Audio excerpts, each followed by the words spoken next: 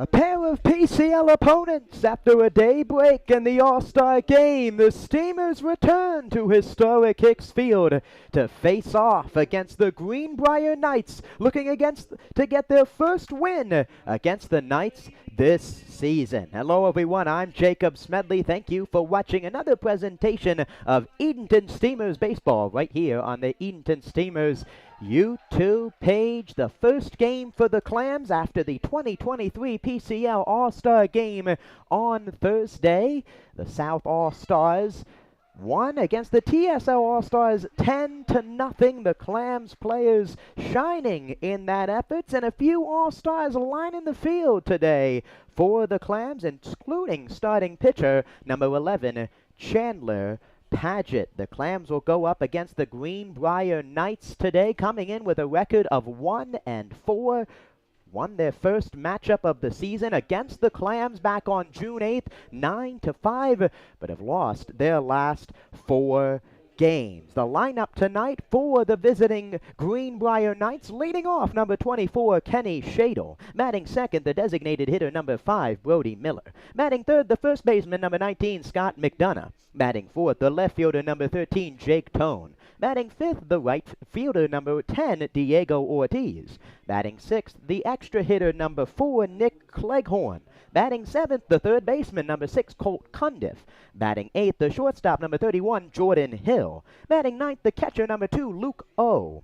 Batting 10th, the second baseman number 1, Tristan Hensley. All behind right-handed pitcher John Hawley for the Knights. Again, Shadle, Miller, McDonough, Tone. Ortiz, Cleghorn, Cundiff, Hill, O, Hensley. And on the mound, they will face off against number 11, Chandler Paget, in his 6th game, his 6th start.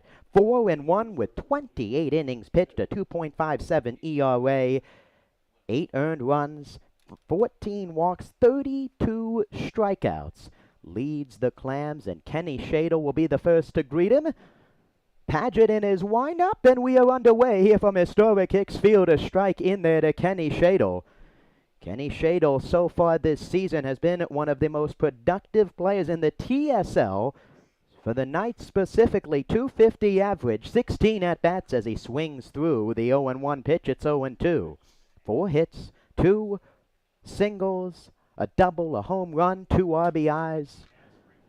And the 0-2 pitch from Paget, swung on, fly ball on the infield. Coming in, Ellison. Going out is Knowles, and he makes the catch for out number 1. 3 pitches and 1 out for the Clams. Defensively behind Chandler Paget, Tyler Overitis behind the dish. Gabe Kirk over at first. Tanner Knowles, who you just heard, out at second. Luke Myers at short. Ty Garza at third. Ryan Kay in left field. Chandler Paget, Drifton Paget in center field behind his brother Chandler. As the first pitch is low, ball 1 to Brody Miller. And in right field is Jackson Ellison making his first start this season for the Clams. The 1-0 pitch is in there for a strike. It's 1-1 to the designated hitter Brody Miller. First 3 in the Knights order, all TSL All-Stars, as the 1-1 is low. Kenny Shadle, you just heard, won the Home Run Derby as well with 14 home runs. Beating out Clams, Chris Morris. As the 2-1 pitch drifts high, it's 3 balls and 1 strike. 3 balls, 1 strike, 1 out to Brody Miller. And the 3-1 pitch from Paget. Low and inside, ball 4 and a 1-out walk for Chandler Paget.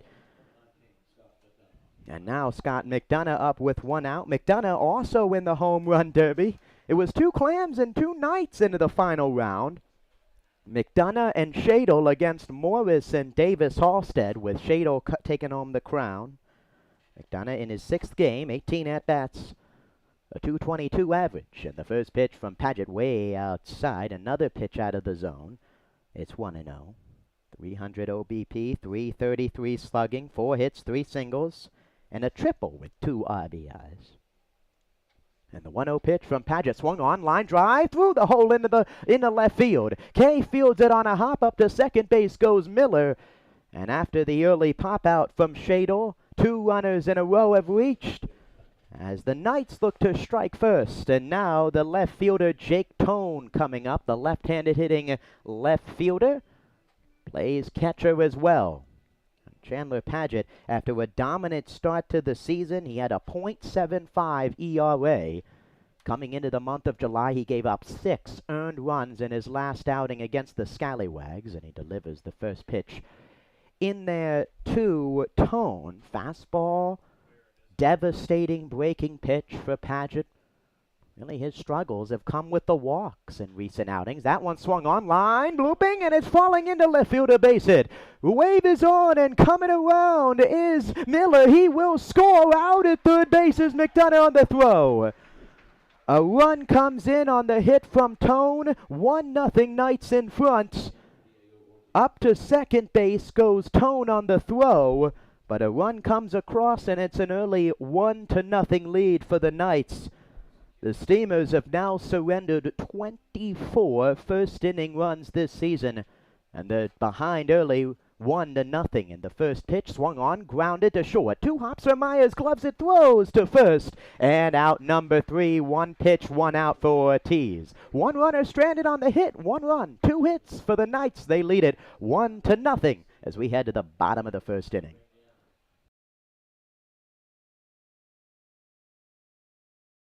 The Steamers are excited to announce a newfound partnership with the Boys and Girls Club of the Albemarle. This season will mark our first annual jersey fundraiser for the organization. To coincide with our Chowan County Cantaloupes moniker, we will be wearing special themed jerseys on all home Wednesdays at historic Hicks Field. At our final Wednesday on July 19th, we will be auctioning off the Cantaloupes jerseys. All proceeds will go towards the summer programs that benefit the kids of the Boys and Girls Club of the Albemarle. We would like to extend a huge thank you to RC Theaters Albemarle Movies 8 for their sponsorship and support of the Boys and Girls Club. Thank you for your support of this great cause. Welcome back to historic Hicks Field. Right-hander John Harley finishing up his warm-up pitches. He'll face the Steamers, leading off the extra hitter number 5, Giomar Santana. Batting second, the second baseman number 8, Tanner Knowles. Batting third, the left fielder number 22, Ryan Kay. Batting fourth, the cleanup hitter, the DH number 21, Chris Morris. 2 home runs in his last 5 ball games. Batting fifth, the center fielder number 16, Drifton Paget. Batting sixth, the third baseman number 7, Ty Garza. Batting seventh, the birthday boy tonight, the first baseman Gabe Kirk, number 29. Batting eighth, the catcher number 9, Tyler Overitis. Batting ninth, the right fielder number 23, Jackson Ellison. And batting 10th, the shortstop number 3, Luke Myers, behind Chandler Paget. Behind Harley in the field, behind the plate, is Luke O. Over at first base is Scott McDonough. Over at second base is Tristan Hensley. Over at shortstop, over at third base is Colt Cundiff. At shortstop is Jordan Hill. In left field is Jake Tone. In center field is Kenny Shadle. And in right field is Diego Ortiz. Finishing up his warm-up tosses is John Harley. In his 5th game of the season, 6.2 innings pitched, 1 other start this year, 6 hits, hasn't given up an earned run. 1 run, 4 walks, 12 strikeouts, 3 hit by pitch as well. His second time appearing against the Steamers, he pitched on June 8th for an inning, and now Giomar Santana will step in. Santana, his first time in the leadoff spot, batting .341 to lead all Clams, and the first pitch to him is on the inside corner for a strike. It's 0-1. Santana, one of 4 Clams position players representing Edenton in the All-Star game on Thursday. As the 0-1 is outside. Recorded a hit, a walk, had a double, a run scored. Each All-Star, Kay, the other representative, grabbing the ball. Each of them recorded a base hit. In the PCL, All-Stars 7-run second inning. And the 1-1 pitch is high, brushing Santana off the plate. It's 2-1. Harley featuring a fastball breaking pitch, standing 6-6 out on the hill for Greenbrier. Looking to win their 2nd game of the season, both against the Steamers. And the 2-1 cued first base side. McDonough giving chase, and it falls. It's 2 balls and 2 strikes. Santana caught, was the extra hitter in the All-Star game. Caught all of the Steamers pitchers. Back at extra hitter tonight. Clams with only 2 bench players this evening. Nate Paulson, Davis Halstead, Tate Abbott, away from the team. The 2-2 swung on, driven in the air to center. Shado drifts back, then he comes in. He settles under it, and he makes the catch for out number 1. 1 out.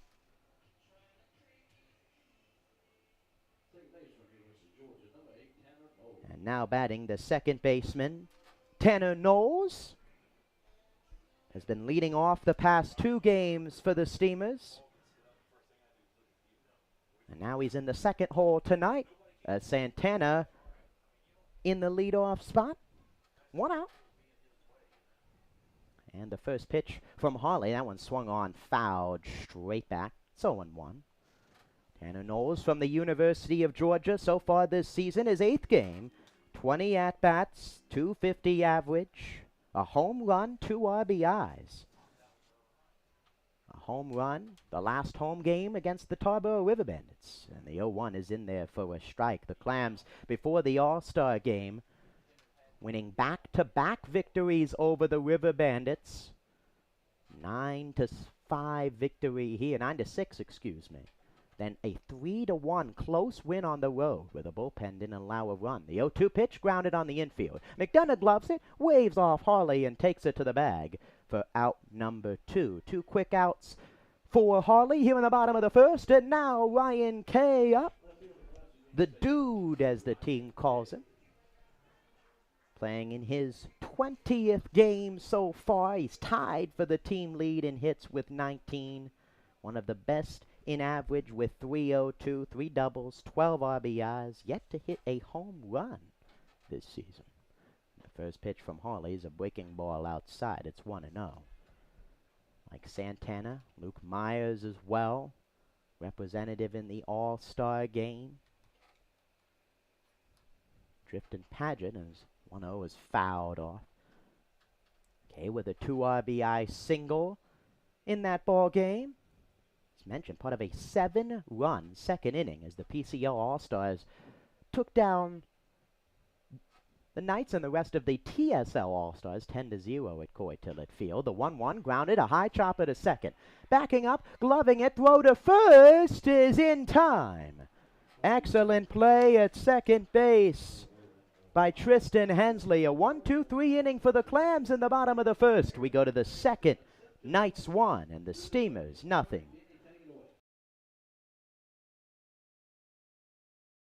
Well, fans, summer is here. You know what that means. Graduation, parties, and cookout season. The Steamers Party Tent is the perfect place to host your next get-together. Schedule a picnic before the game for your next birthday bash, family gathering, or business rendezvous. It's the classic choice for family summer fun. Call the office at 482-4080 for more details. The new 2023 Edenton Steamers merchandise has arrived. There are plenty of ways for you to pick up your new Steamers gear. You can visit EdentonSteamers.com and place an order. Stop by Sound Feet and Shoes of Edenton or head to the merchandise trailer located behind the first base dugout at historic Hicks Field. You can also pick up your Trowon County Cantaloupes gear, but only at historic Hicks Field. Thank you for your support and repping your Steamers gear. Hey, my name is Zane Loveday, and you're watching Edenton Steamers Baseball on the Edenton Steamers YouTube channel.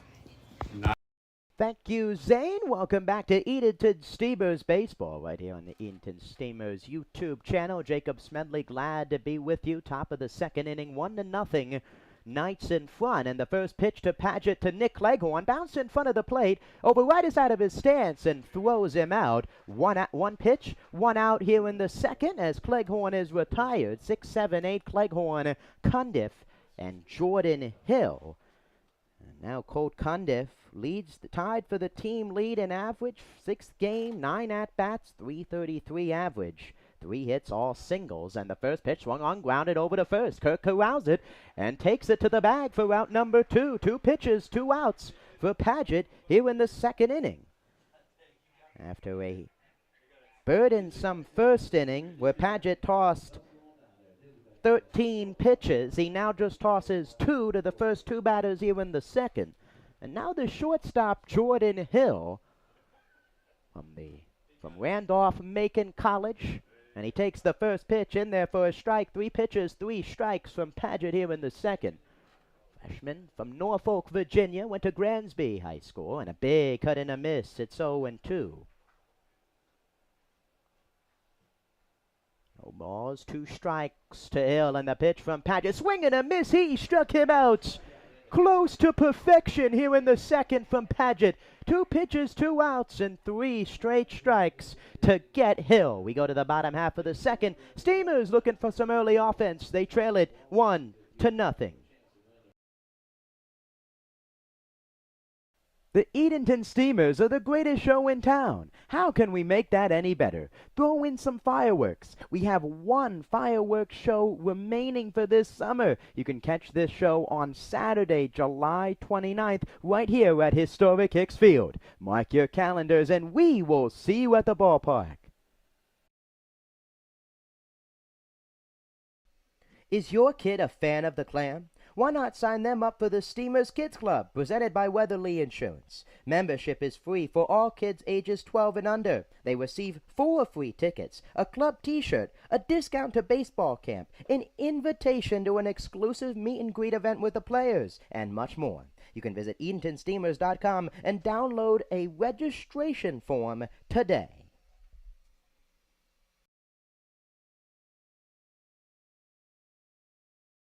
The Edenton Steamers are excited to announce that they will be hosting 1 more youth baseball camp this summer. The final camp dates this year are July 19th through the 21st. Young ball players between the ages of 5 and 13 are welcome. The cost is $100 to register. Your kid will receive first-class instruction from some of the best college baseball players around. Visit EdentonSteamers.com to register today.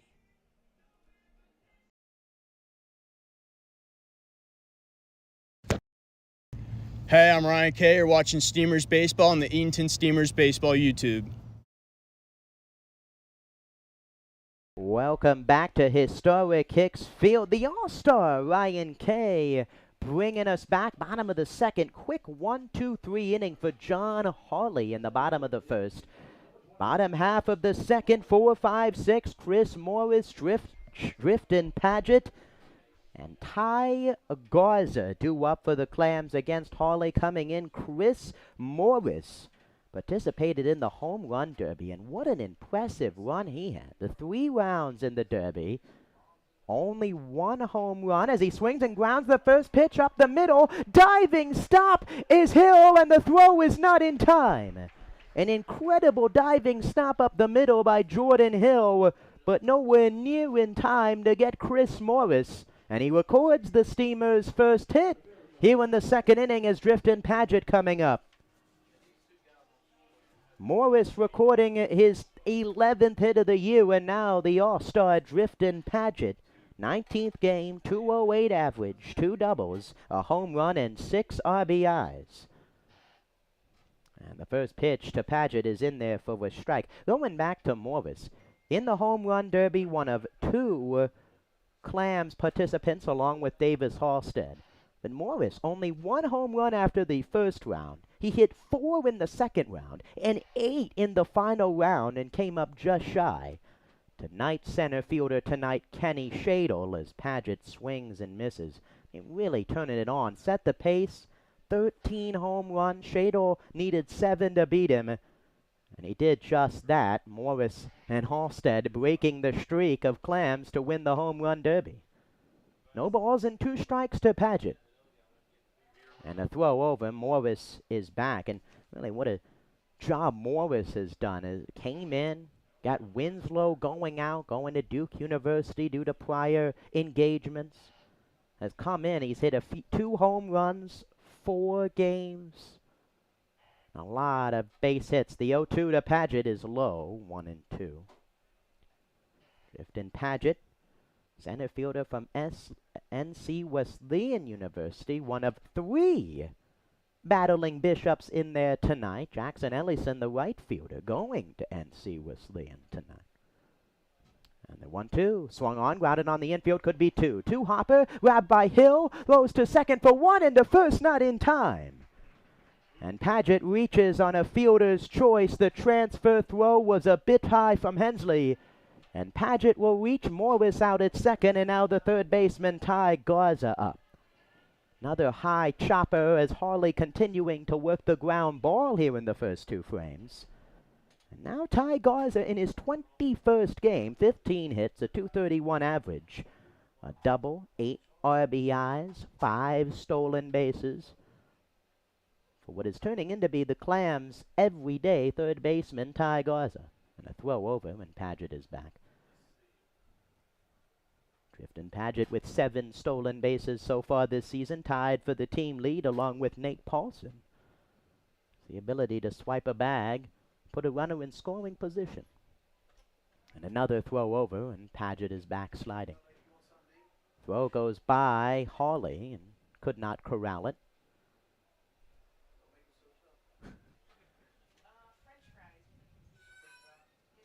One out. Garza at the dish. Ty Garza, and as mentioned, everyday third baseman. Alden Cottle, injury to Alden Cottle has been out and going to be away from the team the rest of the year. Ty Garza filling the job over at third base. Has played well. And the first pitch to him, a big cut and a miss, a high fastball. It's 0-1. Third baseman from Barton College. One of 2 Bulldogs on the Clams, along with left-handed pitcher Luke Dilda. Talking with former Bulldog assistant coach Grant Crosby and former Steamer after games. No balls, 1 strike. Harley continuing to look at first, and the 0-1, big cut and a miss. It's 0-2. Keeping an eye on Paget, and he's ahead in the count, 0-2. Connor Tomczyk as well for the Knights. Few Chowan players for the Knights. See, I'm talking with Ben Bausis, Giomar Santana after the ball game. No balls, 2 strikes, and the pitch to Garza. Swung on, high chopper on the infield. Hensley comes in, tags Paget, Spinorama, and no throw to first. Another fielder's choice for the Clams as Garza replaces Paget, who's retired on the base paths. And now 2 outs, and coming to the plate, the birthday boy for the Clams. 21st birthday for the Clams' first baseman, Gabe Kirk. Happy birthday to Kirk, the first baseman from Olivet College. 21st game. Still leads the team in RBIs with 16. Tied with Morris for the team lead in home runs with 2. Looking to get a big hit here with 2 outs, and he takes the first pitch high. As mentioned in the onset, Tate Abbott, the Clams' other first baseman, Davis Halstead, and Nate Paulson at a wedding tonight away from the ball club, inserting Kirk. Jackson Ellison in there as well. Hawley comes set, and the 1-0 pitch is outside. It's 2-0. Garza over at first, also fleet of foot. 5 stolen bases. Clams with 41. And 3 guys with at least 6. Garza, Paulson, and Paget, who was just over at first. 2 balls, no strikes. And the pitch from Harley. Low and away, good stop from Luco behind the plate. It's now 3-0. John Harley hasn't really struggled with walks as some of the other players have. Only 4 walks, and 3 of those coming June 17th against Virginia Beach. Pitched only 2/3 of an inning against the Outer Banks Scallywags in the Knights' loss on June 26th. It's behind in the count, 3-0 to Gabe Kirk. And the pitch in there, it's 3-1. Kirk more of a stance behind, bat behind the head. It's been more in front, waving it straight back. This stance he's been using for the past few games. Batting 197 after an early season success. Was one of the first hitters of the week for the Clams. And the 3-1 pitch, Garza off from first, swung on, fly ball left third base side, and it gets out of play, and the count goes to 3-2. 3 balls, 2 strikes. First game of back-to-back matchups between the two teams. Another off day tomorrow before the Knights and the Steamers go back at it on Monday for the third matchup between the two squads this year, as mentioned in the open. Knights won the first matchup 9-5 on June 8th. The 3-2 pitch, Garza off from first. That one gets behind. Oh, and Gabe Kirk works a walk as Garza takes a hard turn around second base. 2 on, 2 outs. Garza up to second, Kirk over to first, and now the catcher number 9, Tyler Overitis. Tyler Overitis, 19th game, 9 hits, a 176 average, a double, a home run, 3 RBIs, a stolen bag as well. Talking to him before the game, he just got contacts. Hopefully he can see the ball a bit better at the plate. And the first pitch to Overitis is outside, ball 1, the catcher from West Virginia State University. Bigger role now with Macon Winslow away from the team. 1 ball, no strikes to Overitis. Harley in a jam here in the second. And the 1-0 pitch. High, it's 2-0. Leadoff single by Chris Morris. Back-to-back fielders' choices from Paget and Garza, and a walk to Gabe Kirk puts 2 on with 2 outs. And now Tyler Overitis looking to add to his RBI total. He's ahead in the count, 2-0. And the pitch from Harley, another fastball high. That fastball really escaping the 6'6" right-hander John Harley, who's from Point Park University. Junior right-hander calling Virginia Beach, Virginia home, 6'6", 180. 11 appearances in the spring for Point Park. 3 games started, 5.30 ERA. And the 3-0 pitch to Overitis. In there for a strike. Umpires for tonight's ball game. Behind the plate is Rick Henderson. Over at first base is Freddie Rivera, and over at third base is Gavin West. 3 balls, 1 strike. Garza out at second. Kirk over at first. Right side of the infield playing back for the Knights. And the 3-1 pitch. High, ball 4, and back-to-back walks for Harley here in the second. And the bases are loaded for with 2 outs for the right fielder, number 23, Jackson Ellison. And going to the mound is Scott McDonough to talk with the right-hander.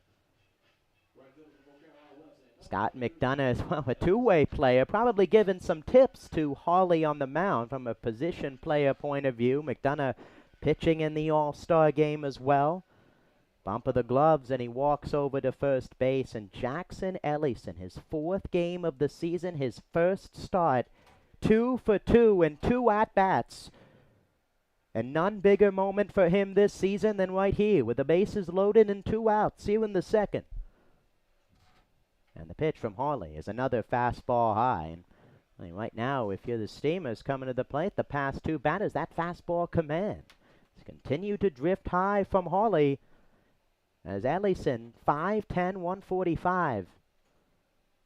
Currituck County, Adlet, North Carolina, and the 1-0. Just missed off the outside edge, and it's now 2-0.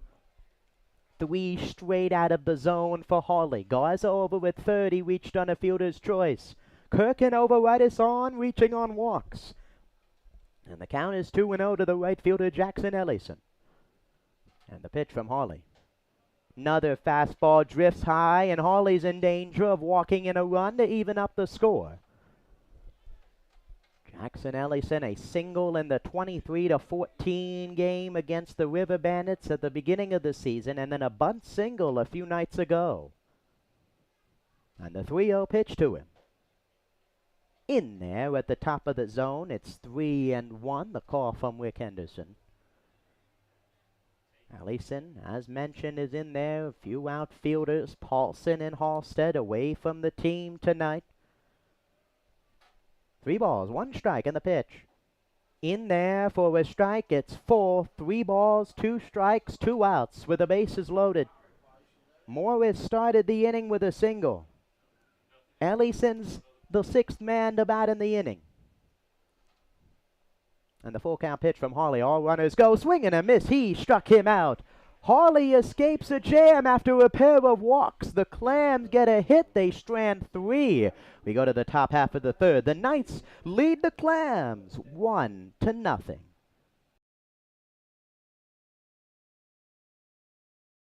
Every year, the Steamers are proud to have the opportunity to raise money for the Jim Catfish Hunter ALS Foundation. On Saturday, July 15th, the Steamers will wear special themed jerseys that will be auctioned off during the game. Proceeds will go towards the fight to strike out ALS. Catfish Hunter is an MLB Hall of Fame pitcher that lived just a short distance from historic Hicks Field and was even a host family for the Steamers organization in its inaugural year. Unfortunately, he lost his battle with ALS over 20 years ago. The Steamers will continue to carry on his legacy and do their part to strike out ALS. We thank you for your support of this great cause. The Steamers are excited to announce a newfound partnership with the Boys and Girls Club of the Albemarle. This season will mark our first annual jersey fundraiser for the organization. To coincide with our Chowan County Cantaloupes moniker, we will be wearing special themed jerseys on all home Wednesdays at historic Hicks Field. At our final Wednesday on July 19th, we will be auctioning off the Cantaloupes jerseys. All proceeds will go towards the summer programs that benefit the kids of the Boys and Girls Club of the Albemarle. We would like to extend a huge thank you to RC Theaters Albemarle Movies 8 for their sponsorship and support of the Boys and Girls Club. Thank you for your support of this great cause.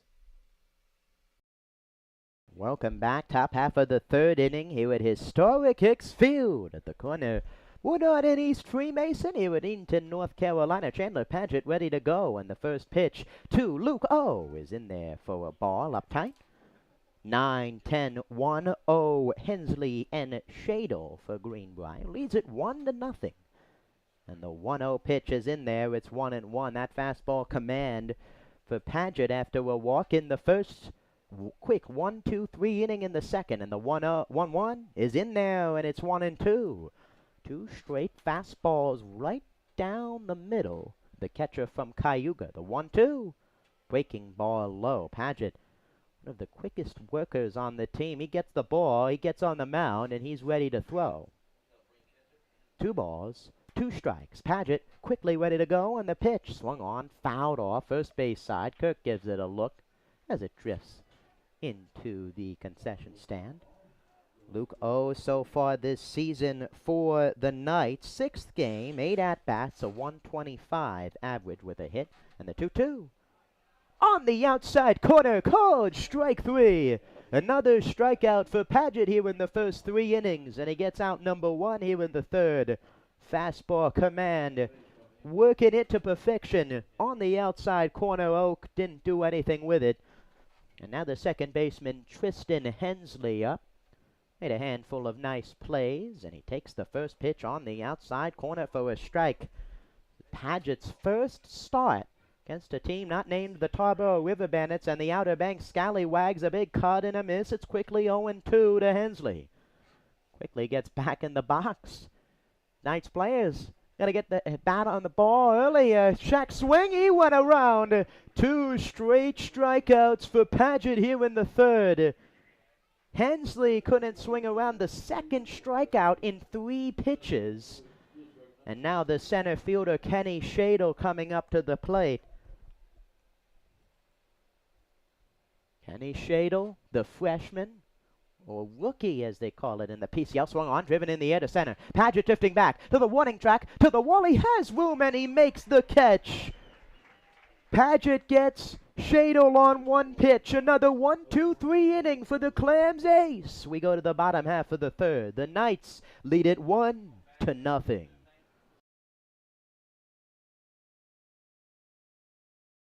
Well, fans, summer is here. You know what that means. Graduation, parties, and cookout season. The Steamers Party Tent is the perfect place to host your next get-together. Schedule a picnic before the game for your next birthday bash, family gathering, or business rendezvous.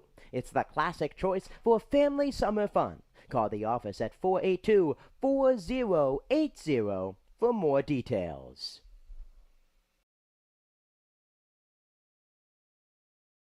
Who's ready to rock? The second annual Clam Jam is coming up on Saturday, September 9th.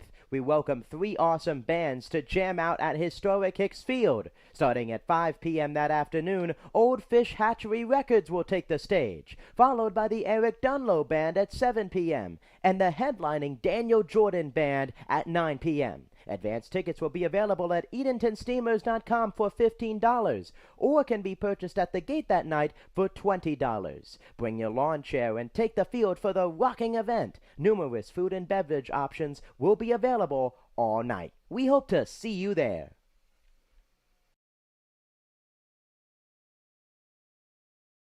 My name is Tyler Veritis, and you're watching Edenton Steamers Baseball on the Edenton Steamers YouTube channel. Welcome back to historic Hicks Field, bottom half of the third inning. 10-1-2 due up for the Clams. Myers, Santana, and Knowles against right-hander John Hawley, who danced around the bases loaded and 2 outs in the bottom of the second. A hit, 2 walks, and a strikeout to Jackson Ellison to end the frame. Looking to get more offense here in the third.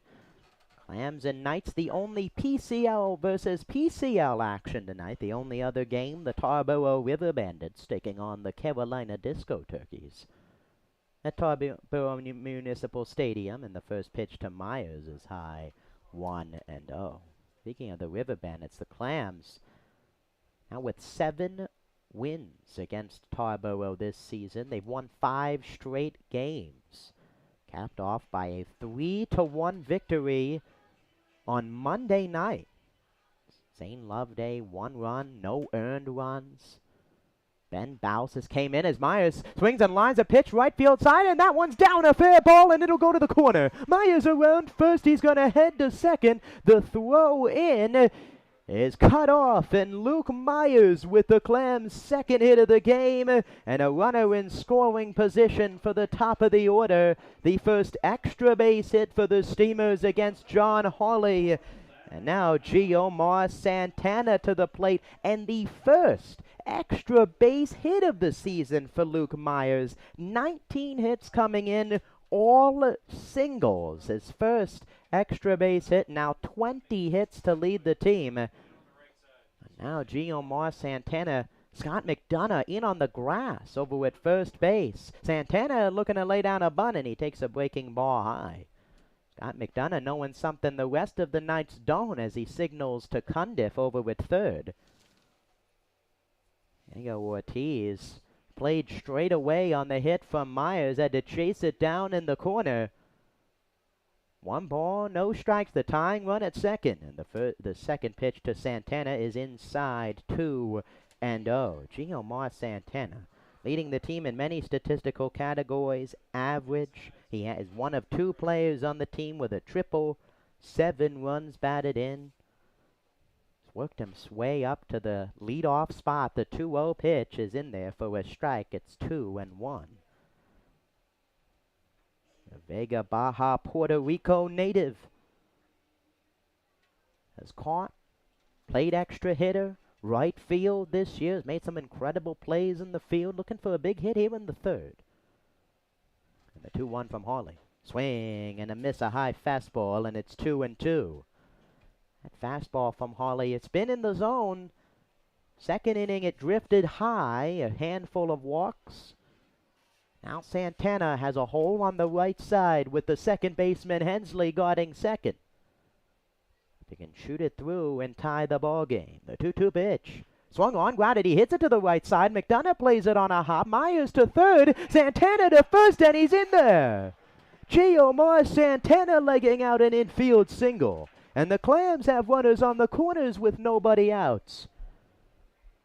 The 6-6 Harley didn't get off the mound in time.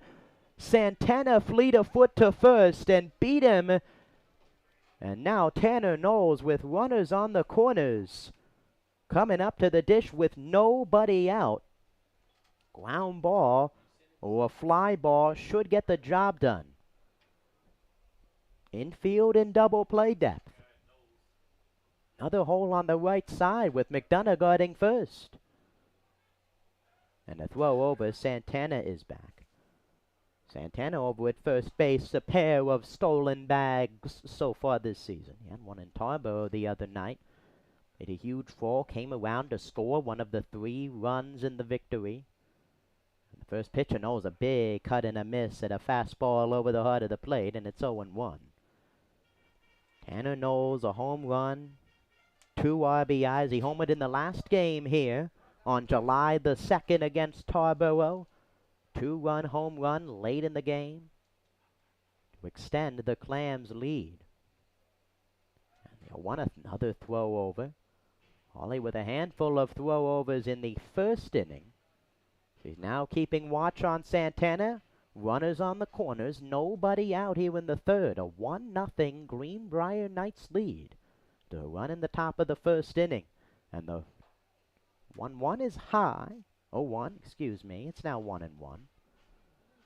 Run in the first inning on an RBI single by Jake Tone. Put the Knights up early. Paget starting to settle in on the mound. And now the Clams offense looking to get him a run here in the third. 1 ball, 1 strike. And the pitch. Santana off of first. Pitch is high. Pump fake. No throw to second.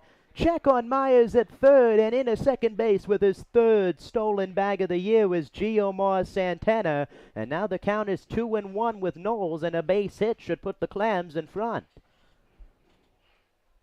Clams have been running wild in recent games now. 42 stolen bags on the season. Santana with 3. Now Tanner Knowles, the second baseman for the Steamers, an opportunity here in the third. And the 2-1. In there on the inside half, it's 2-2. Clams 0 for 1 with runners in scoring position so far with a walk. Jackson Ellison, the bases loaded, strikeout in the second. Knowles looking to get a pair across to potentially more here in the third. And the 2-2 from Hawley. Breaking ball, swing and a miss. He struck him out. Big strikeout from Hawley on the mound. Went with the breaking pitch. And Knowles is out number 1 as Ryan Kay comes up. Excellent breaking pitch by Hawley. As textbook. Curveball started on the inner half. Across. And Knowles expecting fastball. Swung right over it. And now Ryan Kay, who has 12 RBIs on the year, in a big spot. And the first pitch swung on, grounded to short. Should get the job done. Fielded, throw to first is in time. Kay's retired. Play over with short made by Hill. 2 away. Over to third goes Santana, and the Clams have their first run of the game. An RBI ground out by Kay. 13 now on the season, and now Chris Morris standing in. Chris Morris single in the second inning. Was retired on a fielder's choice, an infield single, and now is up with a runner at third. And the first pitch to Morris is a breaking ball on the outside corner for a strike. 1-1 ball game. Clams have tied up the Knights here in the third and looking for more. Morris, 2 home runs, 8 RBIs. And the 0-1, big cut and a miss. It's 0-2. Another excellent breaking pitch for Hawley. Curveball in the dirt. Morris, who had 4 strikeouts in the victory over the River Bandits, endangered into adding another here.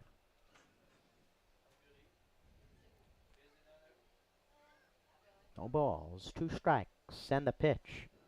Swing and a foul off of the mask of O. It's 0-2. 0-2 to the Edenton, North Carolina native.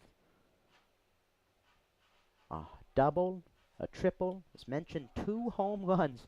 Gabe Kirk led the team in home runs for really the first month of the year. In the past few weeks, Chris Morris, pair of home runs against Norfolk and Tarboro. The 0-2 swung on, popped up, first base side foul. McDonough gives it a look, and it gets out of play. It remains 0-2. No balls, 2 strikes. Still to Chris Morris. Third baseman, pitcher, hasn't pitched since the middle of June, June 16th. He's been in the lineup ever since as the third baseman DH. And the 0-2 swung on, line drive to left field, drifting back and leaping up and making the catch is Tone, robbing extra bases of Morris. And the Steamers strand 1. They get a run across to hit in the frame. We go to the top half of the 4th. The Steamers 1 and the Knights 1.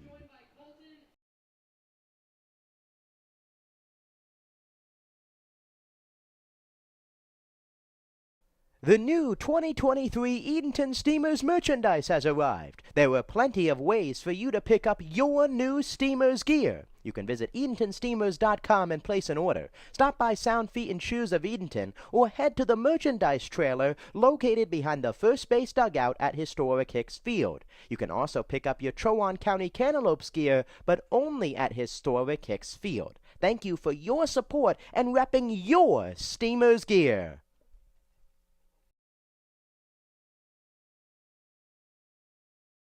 Is working with your propane provider a hassle? Then it's time to switch to Faro Gas. For easy and reliable service, Faro Gas offers quick delivery options, nationwide propane supply, online account tools, and a friendly team of professionals, all here to make your life simpler. Get started today with a price quote at ferrogas.com. That's FERRELLGAS.com.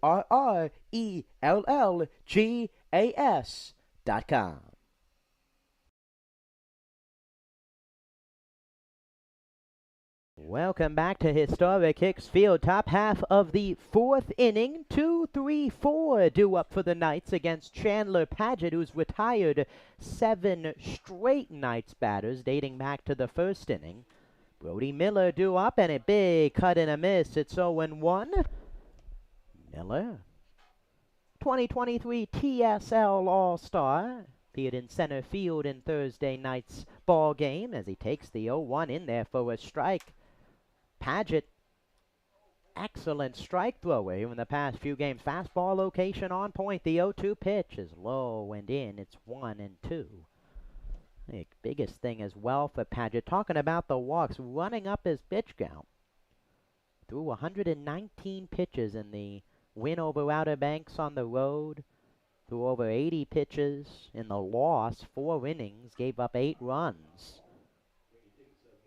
9-5 loss to Outer Banks here in his last start. Quickly 1-2, and the pitch to Miller swung on, grounded foul. 2 straight foul balls. Right now 1-2 as that devastating breaking pitch. Miller so far tonight, a run scored on a walk. And the 1-2 pitch from Padgett. On the inside corner, called strike 3. Another strikeout for Padgett. He's now struck out 4 of the last 5 batters. And now there's 1 out for the first baseman, Scott McDonough. That fastball paint on the inside corner. And now Padgett up to 36 strikeouts on the season, and he's ready to go. And the first pitch to McDonough is in there for a strike. Scott McDonough, one of the 2 hits tonight for the Knights. Singled back in the first, was left stranded. And the 0-1, big cut and a miss at an excellent breaking pitch from Padgett. It's 0-2. That curveball, wicked movement.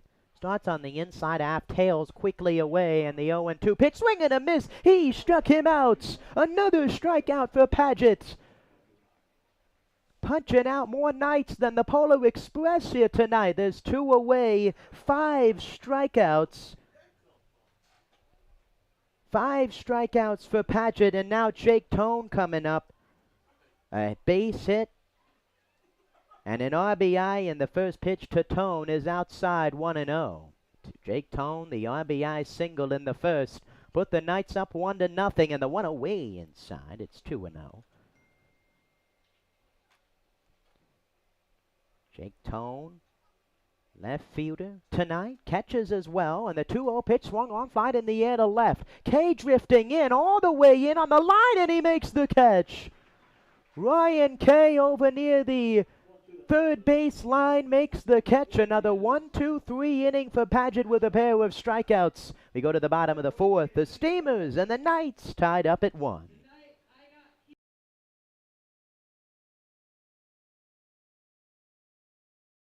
The new 2023 Edenton Steamers merchandise has arrived. There are plenty of ways for you to pick up your new Steamers gear. You can visit EdentonSteamers.com and place an order. Stop by Sound Feet and Shoes of Edenton or head to the merchandise trailer located behind the first base dugout at historic Hicks Field. You can also pick up your Trowon County Cantaloupes gear, but only at historic Hicks Field. Thank you for your support and repping your Steamers gear.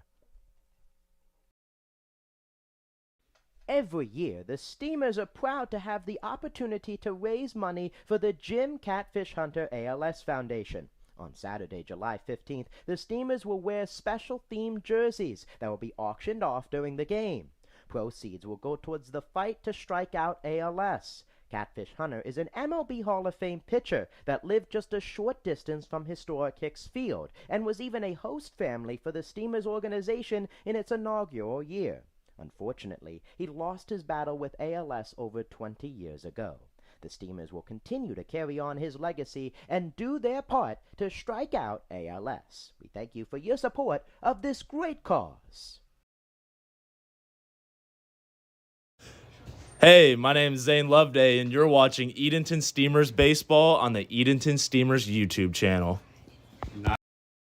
Welcome back to historic Hicks Field. A run in the bottom of the third for the Clams. A tie ball game. Now as we head towards the middle innings, 5, 6, 7. Paget, Garza, and Gabe Kirk do up against John Hawley. Back-to-back innings allowing at least 2 base runners for the Clams. Got a run across in the third on the RBI ground out by Ryan Kay. Now has 13 RBIs on the season. Creeping closer to Gabe Kirk, who holds the team lead at 6. And now Drifton Paget, the center fielder. Clams all-star. We recorded a hit in the game on Thursday. A pair of strikeouts as well. 0 for 1 tonight. And he leads off here the bottom of the fourth inning. 1-1 ball game. Clams looking to rebound and win their first game against the Knights this season. And the first pitch is inside, ball 1. They've won a game against every other team in the PCL, except Greenbrier this season.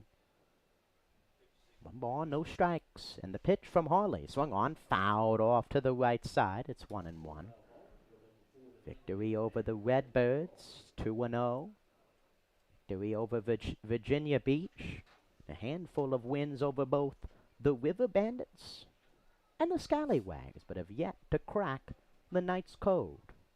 The 1-1 pitch from Harley. Swing and a miss, a high fastball out of the zone. It's 1-2 to Drifton Paget. Rocky Mount, North Carolina, the twin brother of the Clams starter tonight, Chandler Paget. 1 ball, 2 strikes. And the pitch to Paget.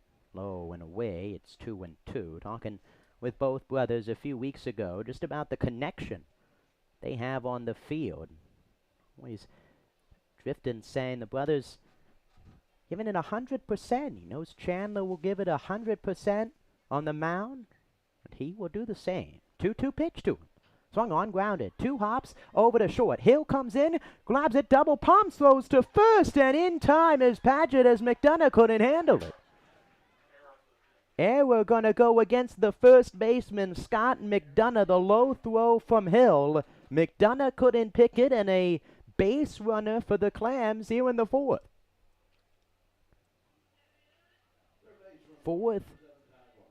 Third straight inning after the 1-2-3 first for Harley. Third straight inning where the Clams have gotten a base runner on. And now Ty Garza up. He's 0 for 1 tonight. Grounded out his first time. And another throw over. Diving back is Paget. And Garza 0 for 1 tonight, his 21st game. Now 66 plate appearances, another throw over for Hawley. A lot of throw overs tonight, looking to keep the bags occupied with clams and no advanced movement during pitches. And the first pitch to Garza, swung on, blooped in the air to right. Ortiz comes in, he's underneath of it, he'll make the catch. One pitch, one out after the error by Hill, and now Gabe Kirk coming up. 0 for 0 with a walk his first time, was stranded out at second base in the second inning. Now comes in again with a runner on, this time at first base in Drifton Paget. 197 average for Gabe Kirk for his last 26 and a throw over. After starting the season with impressive stat lines for Kirk, started the year 9 for 29 with 2 home runs and 11 RBIs since 325 with 3 RBIs. Looking to get it going here on his birthday. Paget off of first, ball low, throw to second from O on one hop, and it's not in time. First pitch going for Paget. Swipes his 8th bag of the season, now takes the team lead and is in scoring position. The low breaking pitch for O, very tough to handle. Breaking pitch low in the dirt. As a catcher, you gotta stay low, catch the ball first, and then have to come up and throw it. And by the time O got it, no chance to get Paget out at second. Hawley continuing to check the runner. Now he delivers, and a fastball high. It's 2-0 to Kirk. Fell behind Kirk his first time. 2-0, 3-0. Delivered a strike, and then put him on. He's behind in the count, 2-0. With Tyler Overitis, another left-handed bat, waiting on deck. He also walked. And the 2-0 pitch to Kirk. Swing and a miss. A fastball on the inner half. Kirk was thinking to put 2 on the board with that swing. He swings through it. 2-1, 1 out. In a 1-1 ball game. Here in the 4th. The first game after the All-Star break. After this matchup, the Clams 17 games left in the regular season. And the 2-1 pitch to Kirk. Breaking ball low. Another excellent stop by Luco behind the plate. Abe Kirk, Olivet College back-to-back seasons with at least 5 home runs and 30 RBIs. Looking to add to his 16 RBI total here. He's ahead in the count, 3-1. And the pitch from Hawley. On the outside corner, and the count is full. Hawley's pitch count up to 66 pitches here in the 4th inning. After a 1-2-3 first frame. He's now walked a pair, few strikeouts as the pitch total rises. Full count pitch. And the pitch swung on, fouled off, and we'll do it again. Right-hander Hawley, 3 games started in the spring for Point Park. Now his 2nd game started in the summer. He's pitched in his now 5th game, 3 other appearances out of the bullpen. 3 balls, 2 strikes, 1 out. Paget at second. He reached on an error. And the pitch to Cook, swing and a miss. He struck him out. A high fastball from Hawley. Another strikeout, his 3rd, and now there's 2 away, and Tyler Overitis up to the dish. Paget still out at second. Tyler Overitis, like Kirk, walked his first time, was left stranded. Now 8 strikeouts between the 2 starters. Paget with 5. Hawley with 3. Looking to get through the 4th. Has to get through Overitis. And the first pitch, a big cut and a miss. That fastball working this inning for Hawley. Working it high, working it outside. Inside there to Overitis. Seen him in the cage the other day, working with Head coach Justin Hill, swing path through the ball, through the middle of the zone. Behind in the count 0-1 and the pitch from Harley. Fastball is one way inside. It's 1-1. Boritis mentioned big holes to fill with Macon Winslow. Clams catcher with 304. No longer with the team in Overitis and Santana, the two catchers on the roster. 1 ball, 1 strike. Harley looking to get out of the inning, and the pitch, swing and a miss. 1-2 now to Overitis, as Harley looking to dance around a leadoff error by the first baseman Scott McDonough. Infield shaded towards the right side. Hill up the middle guarding second. There's a hole on the left side for Overitis. He's down in the count 1-2. And Harley delivers. Breaking ball loops in outside. It's 2-2. Breaking pitch. It's really been fastball and more fastball. A few breaking pitches in the dirt for Harley this inning. That fastball has been his pitch to get the 2 outs. 2 balls, 2 strikes, 2 outs, a runner at second, and the pitch from Harley. Fastball way outside, and the count is full. For all of Overitis' struggles so far this season, has had a patient eye. 17 walks and hit batters. He's a ball away from adding another one to the total. The payoff pitch. And Harley delivers. High ball 4 when Overitis has walked for the second time tonight. A 2-out walk that'll bring Jackson Ellison up for the second time with runners on at least first and second. Ellison struck out his first time with the bases loaded in the second inning. And now looking to redeem himself. A left-handed hitting outfielder. Adlet, North Carolina. He hit .352 in 26 games as a senior at Currituck County High School under Coach Hill. And the first pitch to him, a big cut and a miss at a high fastball. Harley, the tantalizing fastball at the top of the zone. The Clams haven't laid off of it tonight. No balls, 1 strike. Now 75 pitches for Harley. 46 strikes. And the 0-1. This one way high. Trying to keep Padgett in check. And in this case, overthrew it. 1 ball, 1 strike. The number 10 batter in the order, Myers, waits on deck if the inning continues. 2 outs, 2 on. And the 1-1 pitch. Swing and a miss, another fastball by him. For the second consecutive batter, Harley's ahead of the count 1-2. Through 3 consecutive pitches outside of the zone to Overitis. McDonough and Hensley way back towards the grass on the right side of the infield. Hill playing up the middle. Cundiff at the bag, even at third.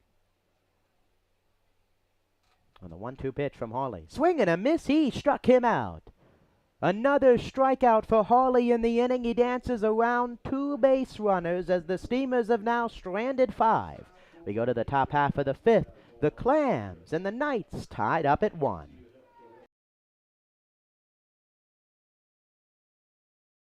Well, fans, summer is here. You know what that means. Graduation, parties, and cookout season. The Steamers Party Tent is the perfect place to host your next get-together. Schedule a picnic before the game for your next birthday bash, family gathering, or business rendezvous. It's the classic choice for family summer fun. Call the office at 482-4080 for more details.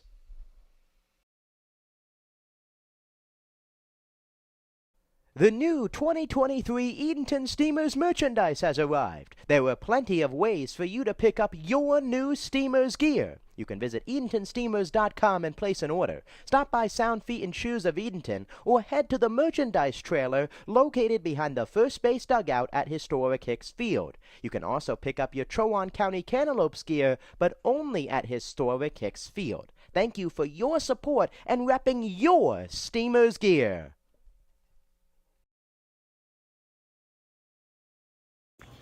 Hi, my name is Ben Balsis, and you're watching Edenton Steamers Baseball on the Edenton Steamers YouTube channel. Thank you, Ben, the 2023 PCL All-Star. Thank you for watching Edenton Steamers Baseball. Jacob Smedley, glad to be with you. We head to the fifth. Little offense so far from both sides. A run in the first for the Knights. Chandler Padgett has settled in on the mound. John Hawley on the other side, only giving up 1 run. The Clams 0 for 3 with runners in scoring position with a pair of strikeouts. And the first pitch is swung on, fouled off to the right fielder Diego Ortiz. 5, 6, 7, Ortiz, Cleghorn, and Cundiff due up.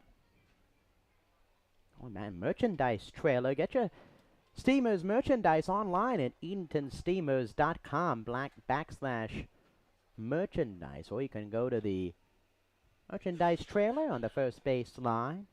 The 1-1 pitch to Ortiz, a breaking ball on the inside corner, an excellent backdoor breaking pitch. Padgett's success in the past 3 innings has been getting ahead and getting ahead quickly. The 1-2 to Ortiz, swung on, flied over the head of Garza in the left fielder, base hit. Third base hit for the Knights tonight. First base hit since the first inning, and now a base runner for Greenbrier here in the fifth is now Nick Cleghorn to the plate. Cleghorn, a weak grounder right back to Overitis his first time, and now up with Ortiz at first. And the first pitch from Padgett is on the outside corner for a strike. Padgett pitched an inning in the All-Star game on Thursday. All 9 pitchers from all 3 PCL clubs pitched at least an inning. That one gets by Overitis to the backstop, and up to second base goes Ortiz. In addition to the first base hit since the first runner for the Knights in scoring position since the first inning. As the go-ahead run out at second, open hole on the right side. Cleghorn squaring around, foul tips it into the glove, and it's 1-2. Cleghorn really standing up with that bunt. He didn't get down, didn't make contact, and now behind in the count 1-2. With Colt Cundiff, the third baseman, on deck. The 1-2 pitch. High. It's 2-2. Back to Padgett, an inning. Did struggle. He walked. Gave up a hit. He threw 28 pitches, but struck out 2 in a clean inning, and the shutout from the PCL staff. And the 2-2 pitch to Cleghorn. Swung on, fouled straight back. Ben Balsis, John Horton as well, pitching in that ball game. Zane Loveday warming up. That ball exiting the warm-up bullpen. Loveday throwing it all the way over Santana's head. Gets behind home plate as play is stopped. Ball is off the field. 2 balls, 2 strikes to Nick Cleghorn, who's 0 for 1 tonight. And the pitch from Padgett. On the outside corner, called strike 3. Another strikeout for Padgett. Filling them up like they're going out of style. 6 Ks now for Padgett. And there's 1 out with Colt Cundiff coming up. Another fastball right on the outside corner. And Cleghorn didn't see it coming. And the first pitch to Cundiff is low, 1-0. Padgett, the most strikeouts in a game, struck out 11. Few starts ago in Starborough. The 1-0 pitch, swung on, blue, line over to third. Garza, the catch throw to second, and in there with double play. A looping fly ball. Ortiz too far off a second, and he's doubled up on the pop out to third. Double play. Runner stranded on a hit. We go to the bottom half of the fifth. The Knights and the Steamers tied up at 1. The new 2023 Edenton Steamers merchandise has arrived. There are plenty of ways for you to pick up your new Steamers gear. You can visit EdentonSteamers.com and place an order. Stop by Sound Feet and Shoes of Edenton or head to the merchandise trailer located behind the first base dugout at historic Hicks Field. You can also pick up your Chowan County Cantaloupes gear, but only at historic Hicks Field. Thank you for your support and repping your Steamers gear.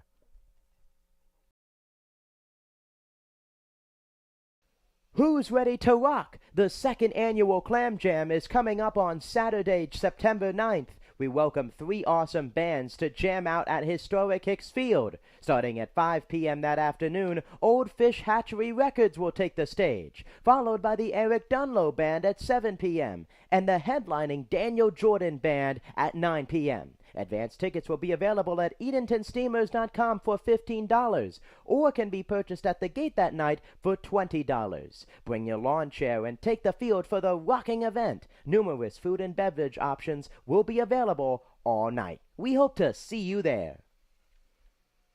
Halfway point here between the Knights and the Steamers. Bottom half of the 5th inning in a 1-1 ball game. It's been a delight, a pitcher's treat if you're a fan of pitching watching along.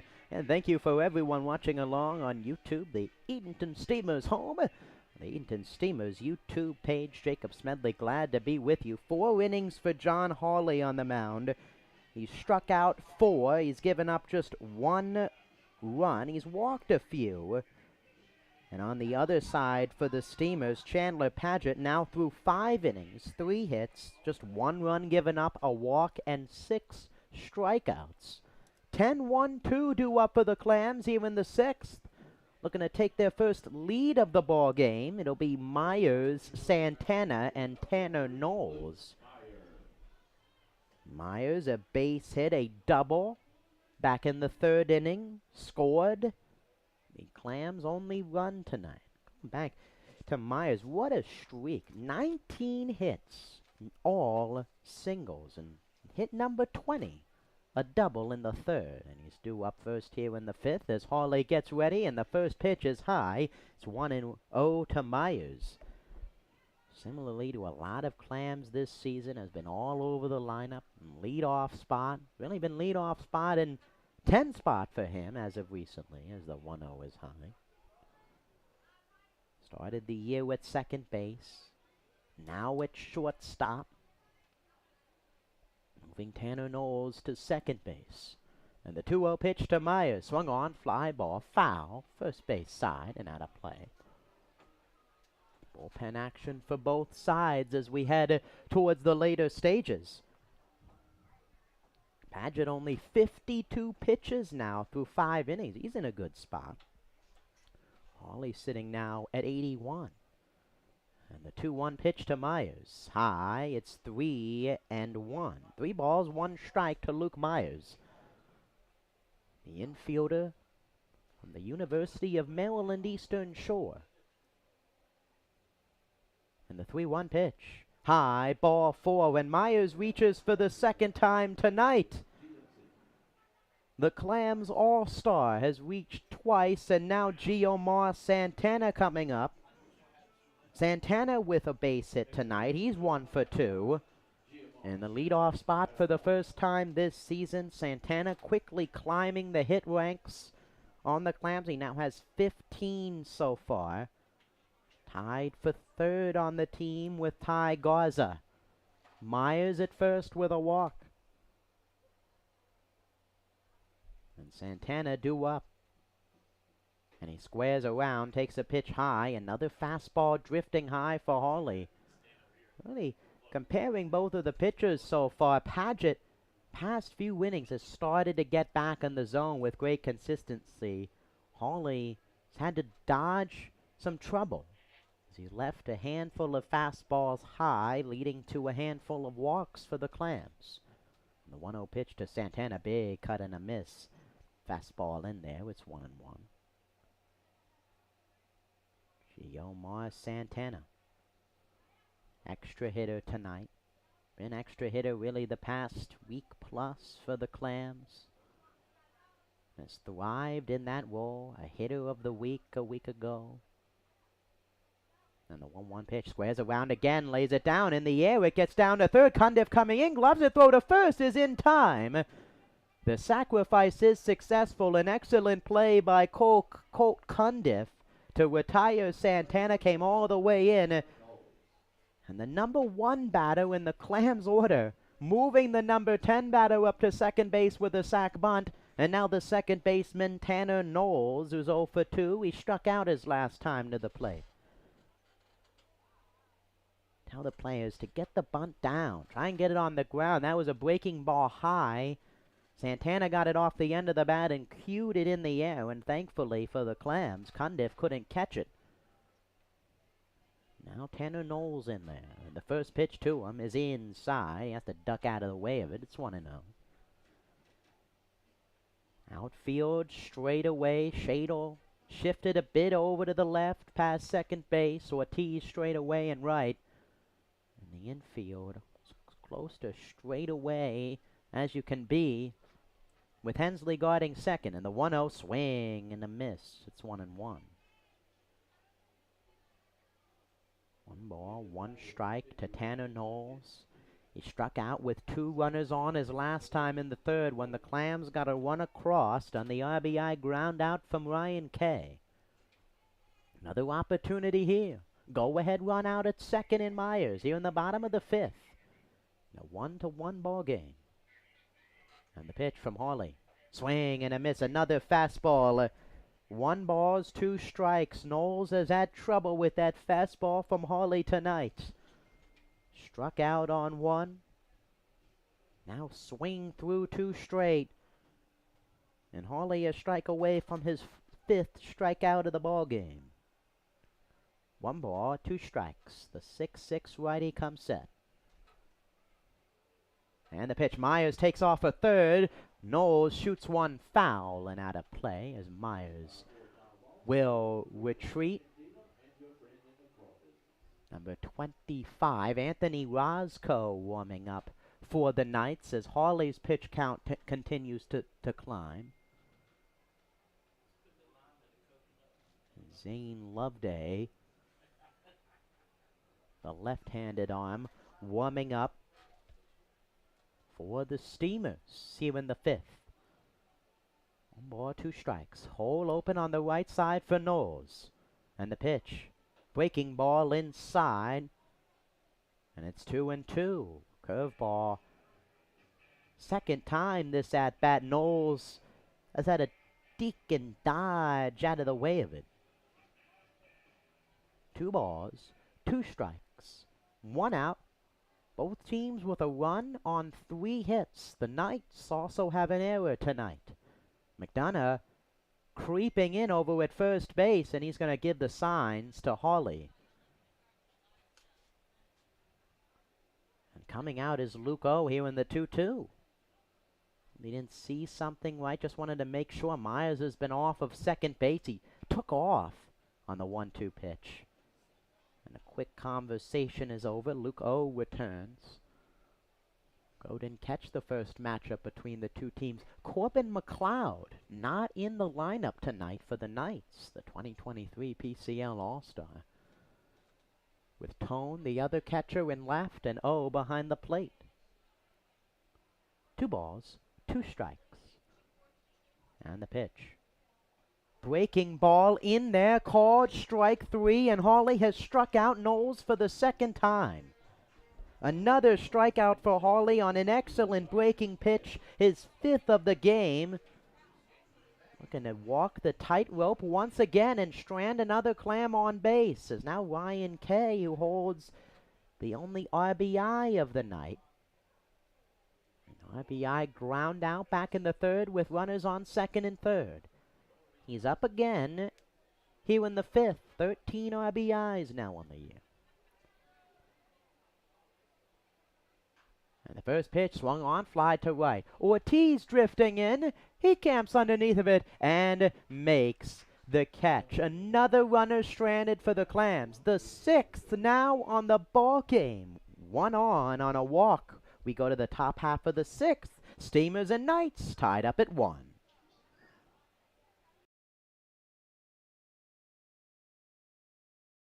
Well, fans, summer is here. You know what that means. Graduation, parties, and cookout season. The Steamers Party Tent is the perfect place to host your next get-together. Schedule a picnic before the game for your next birthday bash, family gathering, or business rendezvous. It's the classic choice for family summer fun. Call the office at 482-4080 for more details.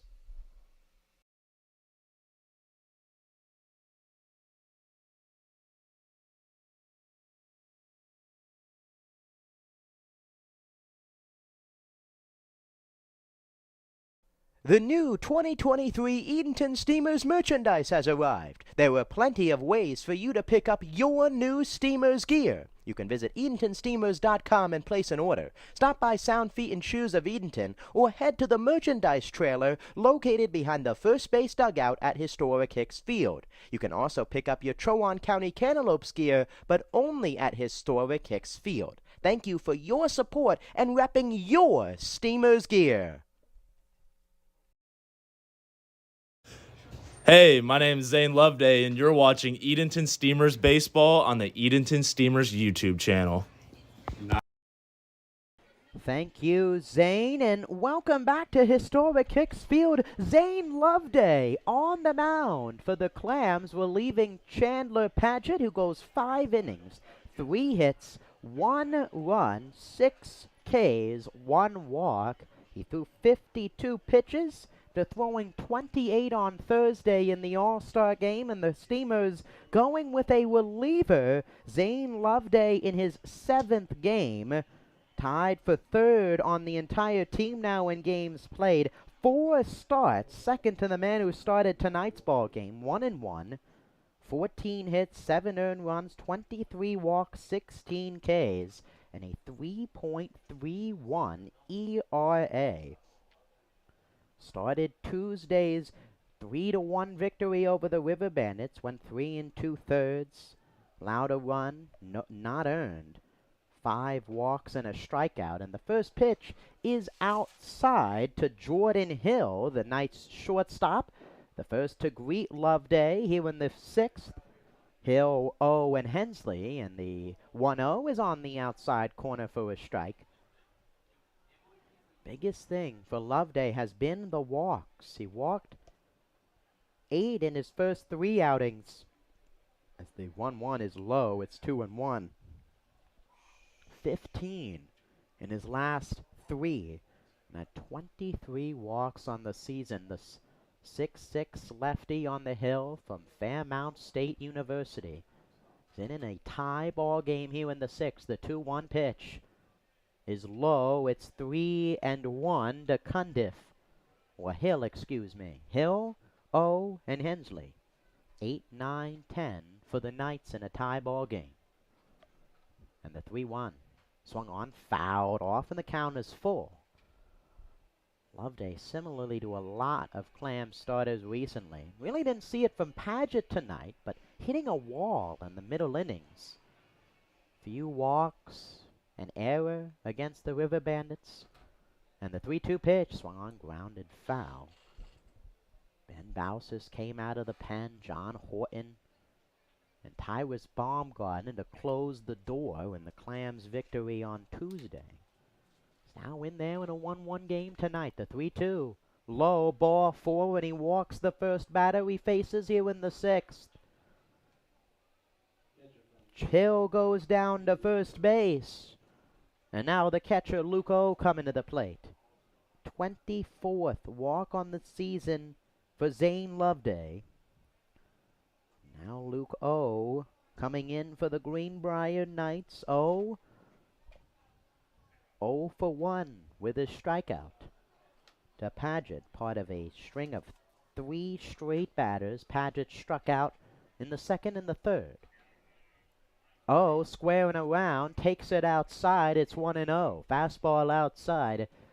Both of these teams playing small ball tonight with dominant pitching on the mound.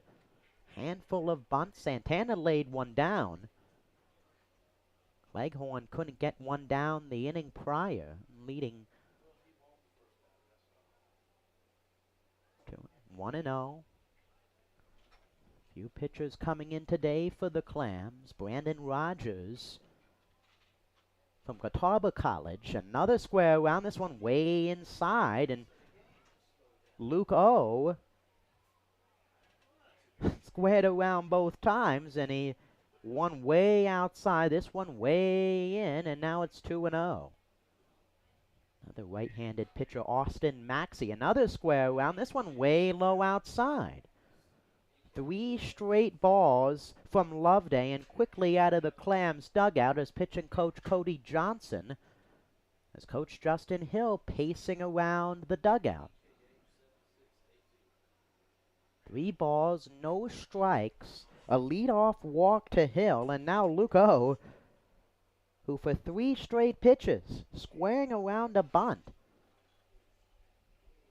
as now a 3-0 count in a 1-1 ball game. The first game between these teams back on June 8th. The Clams came into that one 5-0. The Knights handed them a 9-5 loss here at historic Hicks Field. Teams will face off again on Monday. And one more matchup at the very end of the season, the final game for the Clams. Another square round for Leghorn, this one in the dirt, and he'll go down to first base. A 4-pitch walk for Loveday. He's walked the first 2 out of the bullpen. And now the second baseman, Tristan Hensley, will come up. 2 runners on no balls in play. A walk to O, walk to Hill, and then a 4-pitch walk to O. Hensley squaring around, and he actually gets a bat on it and pops it foul. O went up to the plate. 4 straight bunt attempts. But no pitches anywhere near the zone from Loveday. Kirk in on the grass. Garza on the dirt over at third. Another square round from Hensley. This one way inside. Overitis picks it. Throw down to second is not in time. Hill thought it got by Overitis. It did for a second. Overitis threw down to second. First time the Knights have had 2 runners on since they scored a run in the first. Another square round and a jab at it and a foul tip into the glove, and it's now 1-2. 1 ball, 2 strikes to Tristan Hensley with the ever-dangerous Kenny Shadle waiting on deck. 0 for 2. And the 1-2 pitch swung on, lifted in the air to right. Ellison over towards the foul line. Over to the bullpen. He makes the catch. Into the visitors' bullpen. Throw into the cutoff. Tagging from second to third. And getting in there was Hill. An excellent running catch in right field from Jackson Ellison. And there's 1 out with runners on the corners. And head coach Justin Hill quickly walking out to the mound. And it looks to be the end of the outing for Zane Loveday, who comes in. He faces 3 batters. He walks a pair, and that's it. A pitching change here at historic Hicks Field. Top of the 6th, the Knights threatening. Runners on the corners. We'll be right back.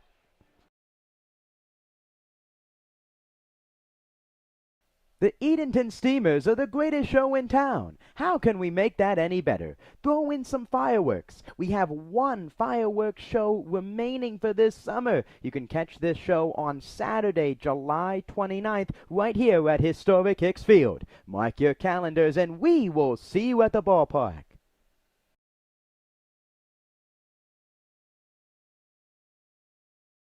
Is working with your propane provider a hassle? Then it's time to switch to Faro Gas. For easy and reliable service, Faro Gas offers quick delivery options, nationwide propane supply, online account tools, and a friendly team of professionals, all here to make your life simpler. Get started today with a price quote at ferrogas.com. That's FERRELLGAS.com.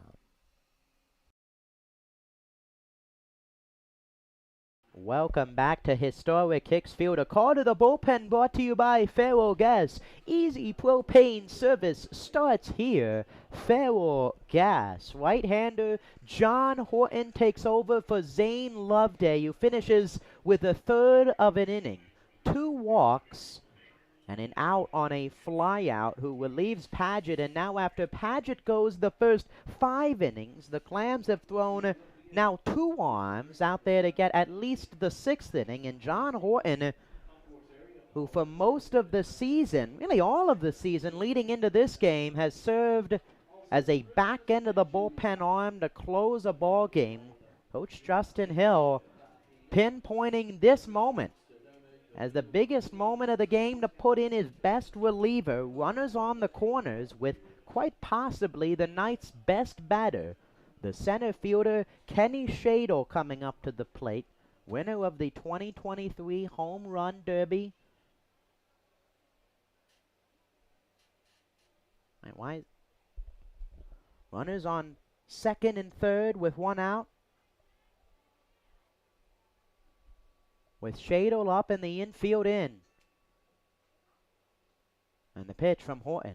In there, called strike 1. Horton coming into tonight's ball game.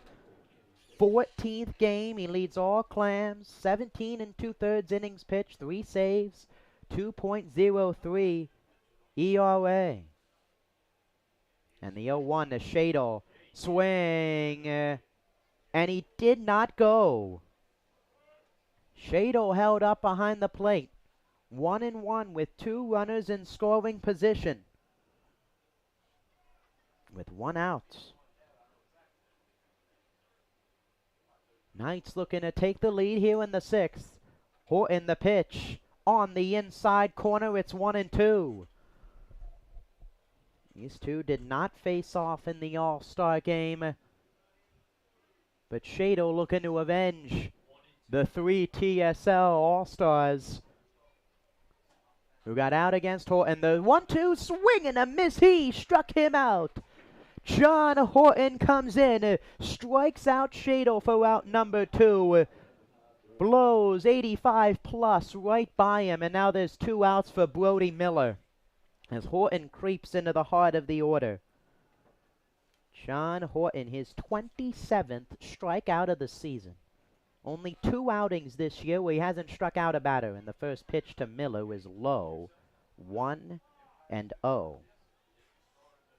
Horton going back to his strikeouts and his success on the mound. June 29th was the last time he didn't strike out a batter, as the 1-0 was high to Miller. Struck out 8 in his last 3 appearances combined. Looking to get out of a jam. 2 runners on 2 walks. Hill over at third, 0 at second, and the 2-0 to Miller is low, and it's 3-0 to Miller, who's walked tonight already.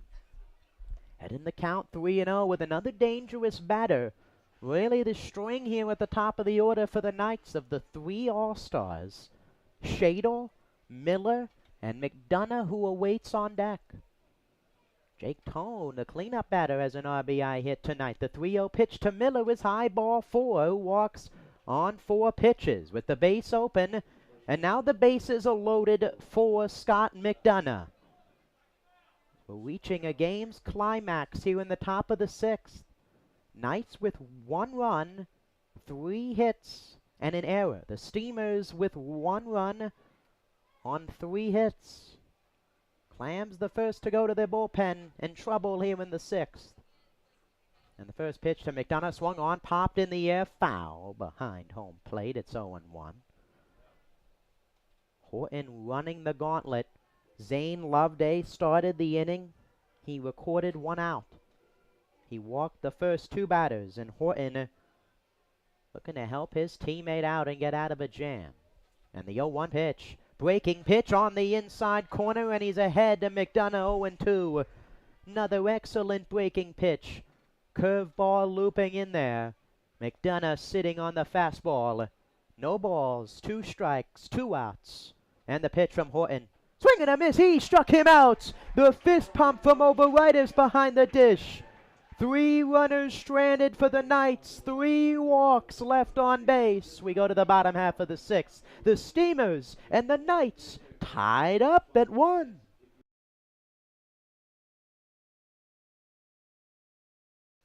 Who's ready to rock? The second annual Clam Jam is coming up on Saturday, September 9th. We welcome 3 awesome bands to jam out at historic Hicks Field. Starting at 5 p.m. that afternoon, Old Fish Hatchery Records will take the stage, followed by the Eric Dunlow Band at 7 p.m. and the headlining Daniel Jordan Band at 9 p.m. Advance tickets will be available at EdentonSteamers.com for $15 or can be purchased at the gate that night for $20. Bring your lawn chair and take the field for the rocking event. Numerous food and beverage options will be available all night. We hope to see you there.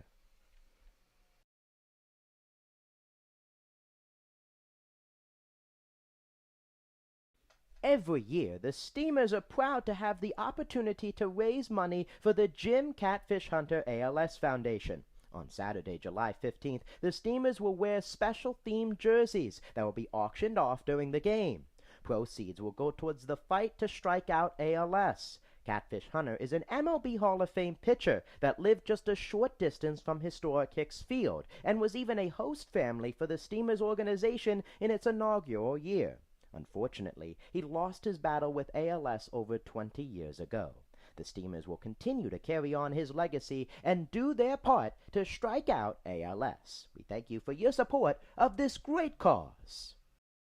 Welcome back to historic Hicks Field, bottom half of the 6th inning. Jacob Smedley, glad to be with you. Both teams, 1 run each. Both have struggled with runners in scoring position. The Clams have left 6. And the Knights have left 5 here tonight, including the bases loaded in the top of the 6th. John Hawley out there for his 6th inning of work. And they'll face 4, 5, 6, Morris, Paget, and Garza. Roscoe continues to warm in the Knights bullpen. As John Hawley continues to work, Morris 1 for 2 with a base knock, and he takes the first pitch in there for a strike. Another excellent breaking pitch from John Hawley. No balls, 1 strike to the Clams' designated hitter Chris Morris. Pitt Community College. Another excellent breaking pitch from Hawley. It's quickly 0-2. That looping breaking pitch. Curveball, slider for Hawley, and he's ahead in the count. 0-2 to Morris. And the pitch. Swung on, grounded, 2-hopper, foul down the third base line, and it will remain 1-2.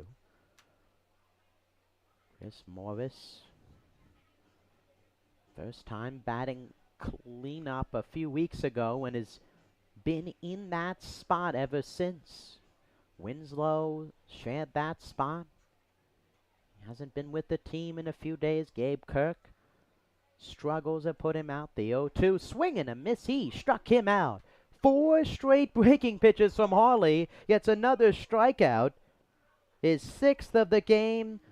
Morris is down on strikes for the first time. And now Drifton Paget coming up. 0 for 2. Reached on an error his last time. Was left stranded out at second base. Looking to get something started. Both teams haven't scored in 2 innings. The Clams tied the game up in the 3rd. The first pitch to Paget, another excellent breaking pitch. Hawley making an adjustment, it seemed. That fastball's been drifting high in the zone, away from the batters, and now going strictly, it seems, through the breaking pitch. And the 0-1. The fastball is one low. Hawley creeping in on 100 pitches. 99 now, and the 100th pitch is high. It's 2-1. Right-hander again started 3 games with Point Park University in the spring. 5.30 ERA. Just 15 strikeouts. All spring season he has 6 tonight. The 2-1. Waking pitch way inside, and it hits Paget. Thankfully for Paget, quickly turning away. He's quickly walking over to first base. A good sign to see Paget okay after that hit by pitch up towards the head area. Ducked out of the way, and it caught him like right at the shoulder, and Paget reaches for the second straight time. Lee Phelps, the Clams athletic trainer, did not come out as Paget walked to first, and a one-out base runner again for Ty Garza. And Hawley throws back over Paget with a stolen base tonight. Roscoe continuing to warm up in the bullpen. One out here in the sixth.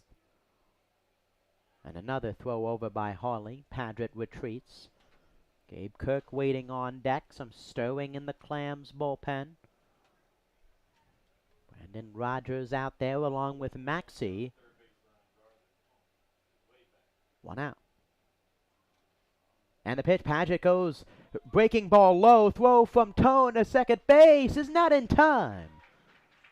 O's throw not in time. Paget with his second stolen base of the game. He now has 9.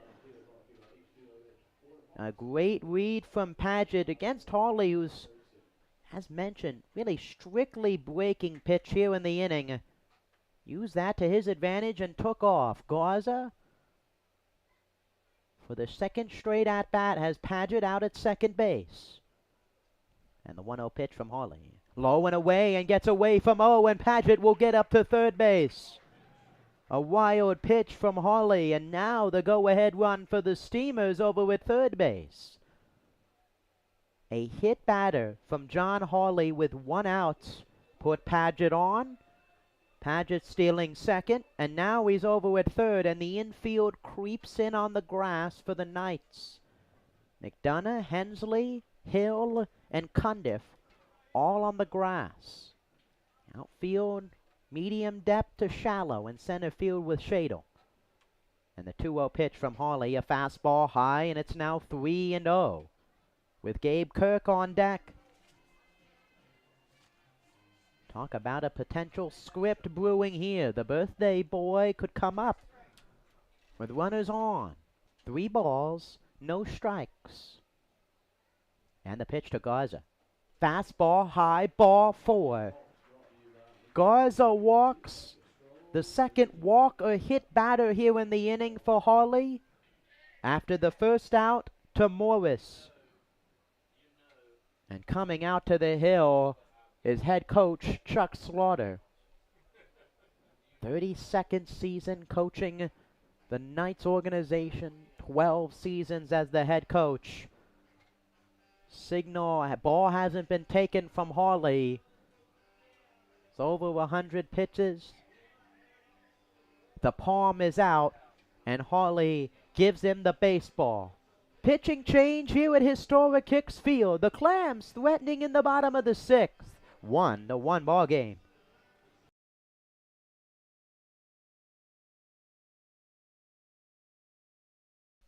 Is your kid a fan of the Clam? Why not sign them up for the Steamers Kids Club, presented by Weatherly Insurance? Membership is free for all kids ages 12 and under. They receive 4 free tickets, a club t-shirt, a discount to baseball camp, an invitation to an exclusive meet and greet event with the players, and much more. You can visit EdentonSteamers.com and download a registration form today. The Edenton Steamers are the greatest show in town. How can we make that any better? Throw in some fireworks. We have 1 fireworks show remaining for this summer. You can catch this show on Saturday, July 29th, right here at historic Hicks Field. Mark your calendars, and we will see you at the ballpark. Welcome back to historic Hicks Field. The Knights entering the bullpen for the first time. 5 1/3, 3 hits, a run, earned run, 5 walks, and 6 strikeouts, with John Hawley is responsible with both of the Clams' base runners. And a new pitcher on the mound for Greenbrier, right-hander number 25, Anthony Orozco. His 3rd ball game, 4 1/3 innings pitched. He's 1-0. With 5 earned runs given up, 10 walks, 8 strikeouts, an .07 earned run average. He pitched 2 games in the middle innings in the first matchup between the teams and earned the victory in the Knights' 9-5 win. Now he's in there looking to prevent any further damage for the Clams as Gabe Kirk steps up to the dish. Paget over with third. He reached on a 1-out hit batter. Stole second. Got to third on a wild pitch, and Ty Garza, the final batter for Harley, reaching on a 4-pitch walk. And talk about a script tonight. Gabe Kirk turning 21 today, and he's coming up to the plate with runners on the corners in the bottom of the 6th inning in a tie ball game against the new pitcher Anthony Roscoe. So far tonight, Kirk 0 for 1 with a walk, and the first pitch from Roscoe taken. Garza off to second, and he's in there without a throw. Ty Garza a stolen base, a ball low, and now Kirk has 2 in scoring position with 1 out. Garza now with 6 stolen bags on the season as the infield is in. All around the grass, Garza a huge lead at second, no one guarding it, and the 1-0 is inside. It's 2-0. Tyler Overitis on deck. But the moment right now for Gabe Kirk, the 2-0 gets behind and behind him coming in is Paget, and the Clams take the lead in the 6th. A wild pitch from Roscoe. Paget comes in. And the Steamers take a 2-1 lead here in the 6th, looking for more. Fastball from Roscoe. Spikes it in the dirt. And now it's 3-0 to Kirk. And the pitch. Way outside, ball 4. The 2nd consecutive walk from Knights pitching. Kirk replaces Garza a batter ago. Runners on the corners with 1 out for Tyler Overitis. It was the old-fashioned 0 for 0 with 2 walks. Overitis, a pair of walks against Harley. Harley and Roscoe walking back-to-back batters. And Paget scoring on a wild pitch. A big cut and a miss. 0-1. No balls, 1 strike. To Tyler Overitis. 3 RBIs on the season. Looking for more here. And the 0-1 pitch. Low. In. Ball 1. Middle infielders for the Knights. Moving back into double play depth as Cundiff is still on the infield grass. Hill and Hensley. We're going to try and turn 2 to end the frame. The 1-1. Swing and a miss. It's 1-2. Overitis. The strikeouts have been the issue so far this season. 1 ball, 2 strikes. 1 out. Runners on the corners, and the pitch from Roscoe. Swung on, popped up foul and out of play. Tyler Overitis has had a few runners on now. Multiple plate appearances. Struck out with a runner at third as last time. Jackson Ellison waits on deck. 0 for 2 with a strikeout.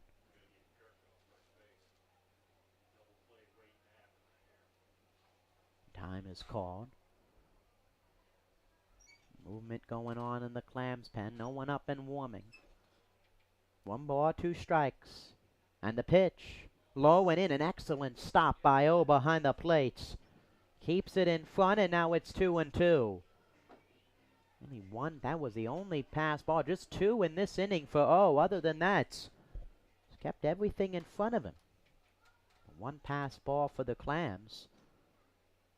Inning prior. The 2-2. Swing and a miss. Gets behind O behind the plate. Overitis is down on strikes. No movement from Garza at third. And 2 outs here in the inning. A strikeout pass ball. Up to second goes Kirk. And now for the third straight at-bat, Jackson Ellison is up with 2 runners on. He struck out twice so far tonight with runners on base. Looking for another opportunity here. And the pitch from Anthony Roscoe is high. It's 1-0. Garza over with third. He walked against Harley. Stole second. Advanced to third on a wild pitch, and Kirk at second. He walked as well.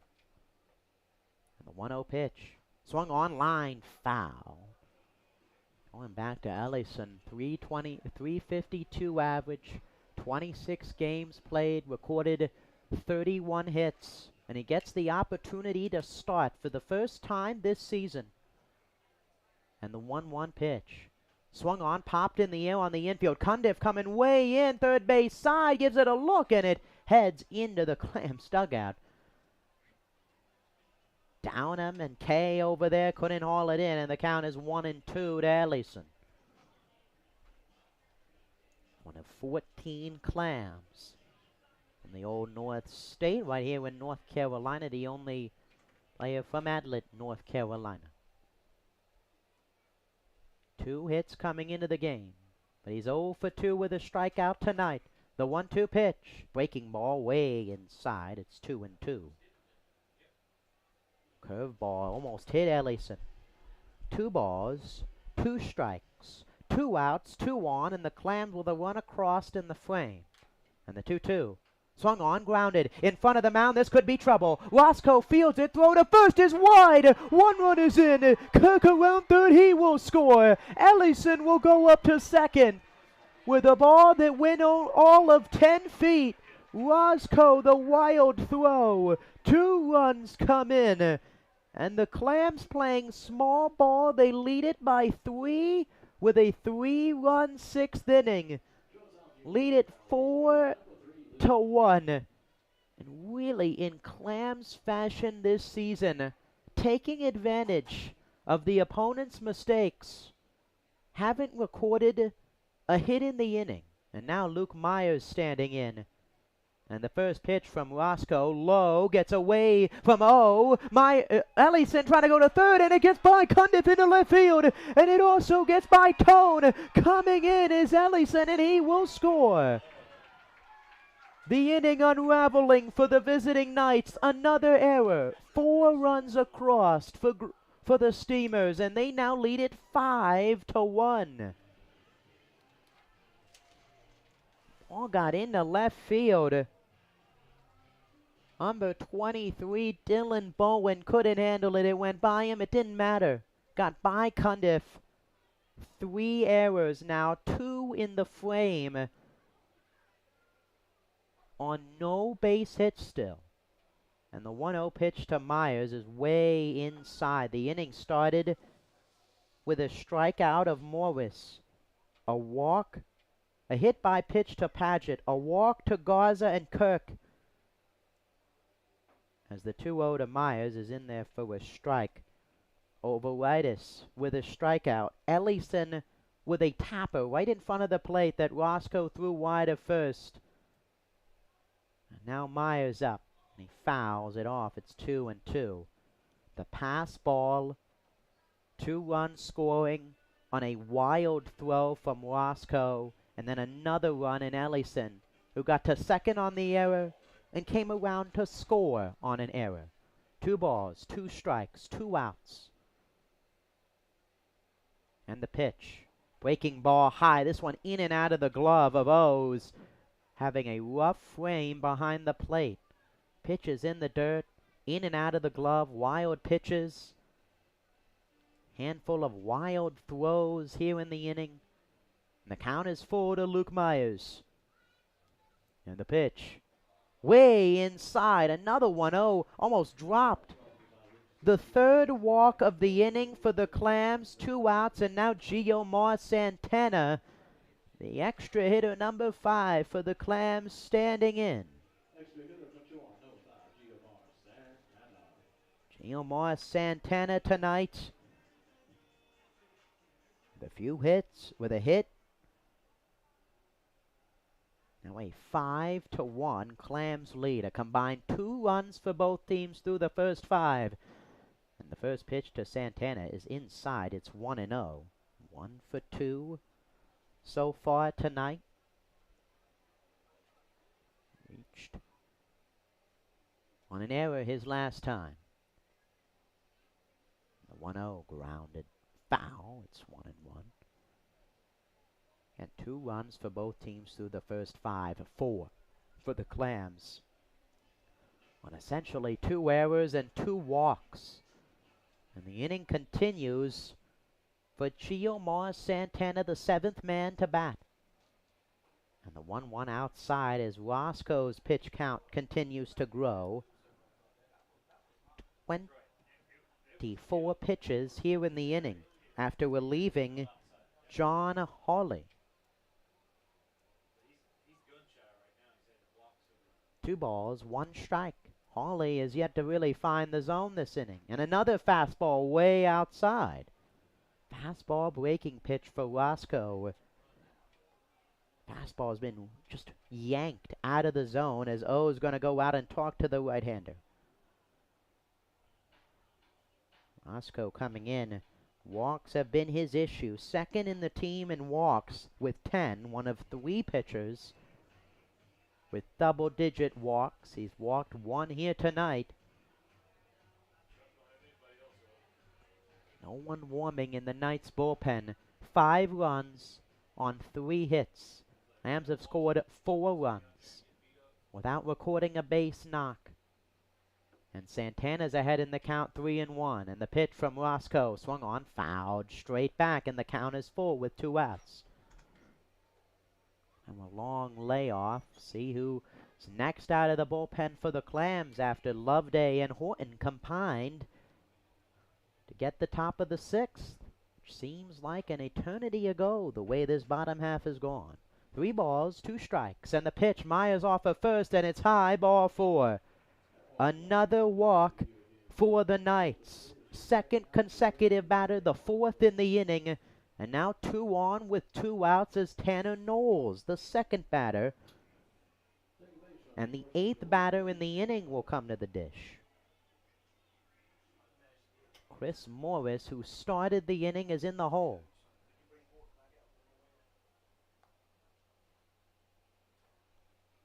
Roscoe has walked 2 straight. Both runners go, stop. O holds on, and no one's covering either bag.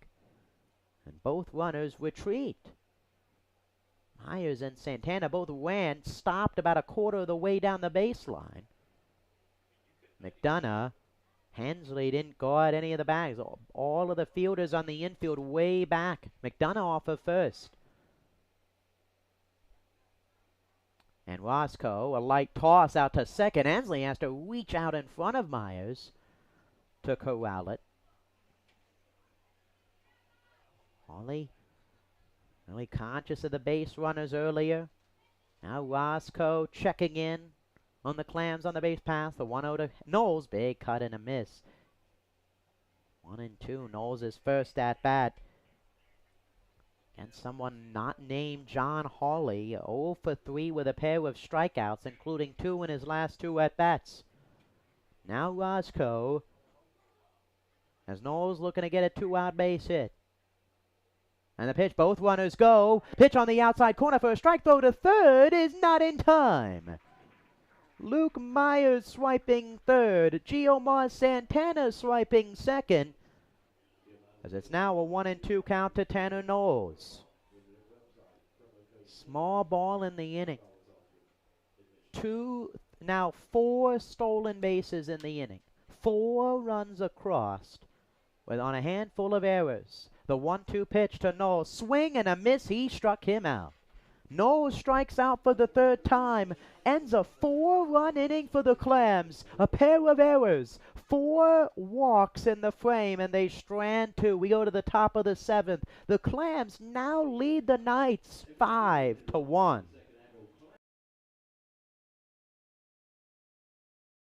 The new 2023 Edenton Steamers merchandise has arrived. There are plenty of ways for you to pick up your new Steamers gear. You can visit EdentonSteamers.com and place an order. Stop by Sound Feet and Shoes of Edenton or head to the merchandise trailer located behind the first base dugout at historic Hicks Field. You can also pick up your Trowan County Cantaloupes gear, but only at historic Hicks Field. Thank you for your support and repping your Steamers gear.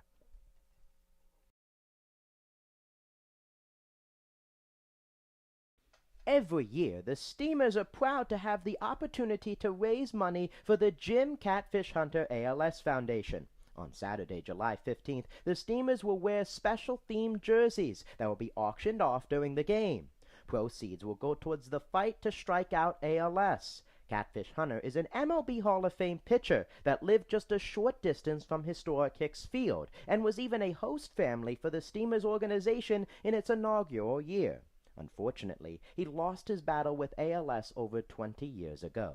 The Steamers will continue to carry on his legacy and do their part to strike out ALS. We thank you for your support of this great cause. Welcome back to historic Hicks Field. Another call to the bullpen for the Clams, their fourth pitcher tonight. Right-hander Tyrus Baumgartner coming in, his sixth game, 7 2/3 innings pitched, 0-1 with a save, 5.87 ERA, 5 earned runs allowed, 6 walks, 10 hits, and the first pitch swung on and missed to the cleanup hitter Jake Tone, who was driven in the only run of the game for the Knights tonight, all the way back in the first inning on a bloop single to left, and the 0-1 is a fastball outside.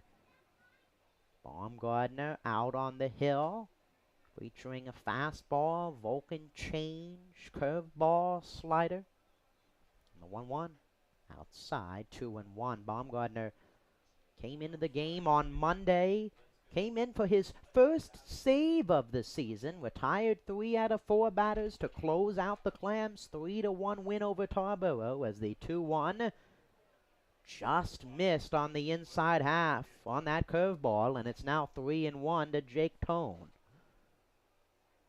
And 1 for 2 on that hit. And the 3-1.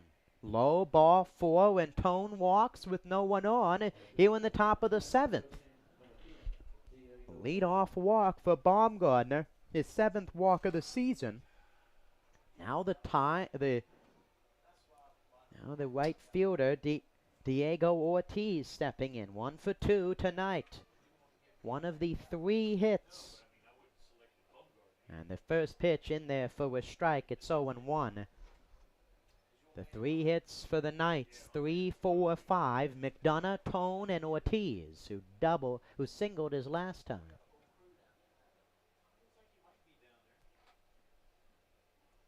And the 0-1 pitch. Swung on, grounded. High hopper to third. Garza gloves it, throws to second for 1, nose to first, a double play. Excellent turn for the Clams. 5, 4, 3 double play. Garza to Knowles to Kirk. And there's quickly 2 outs after the leadoff walk. And now the outfielder, number 23, Dylan Bowen, stepping in. And the first pitch fouled straight back, pitch hitting for the extra hitter, Nick Cleghorn.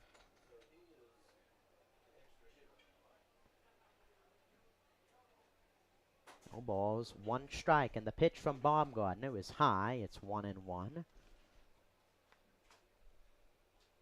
So far this season, coming in, Dylan Bowen for the Knights. And the 0-1 swing and a miss. Bowen way off balance. 5th game played. He's yet to record a base hit. 3 strikeouts. And in danger of number 4 here with 2 outs after the double play. 5-1 game here in the 7th. And the pitch. Swing and a miss. He struck him out. The heat from Baumgartner. The double play after the leadoff walk. And we go to the bottom half of the 7th. The Steamers lead the Knights 5-1. The Edenton Steamers are excited to announce that they will be hosting one more youth baseball camp this summer. The final camp dates this year are July 19th through the 21st. Young ball players between the ages of 5 and 13 are welcome. The cost is $100 to register. Your kid will receive first-class instruction from some of the best college baseball players around. Visit EdentonSteamers.com to register today.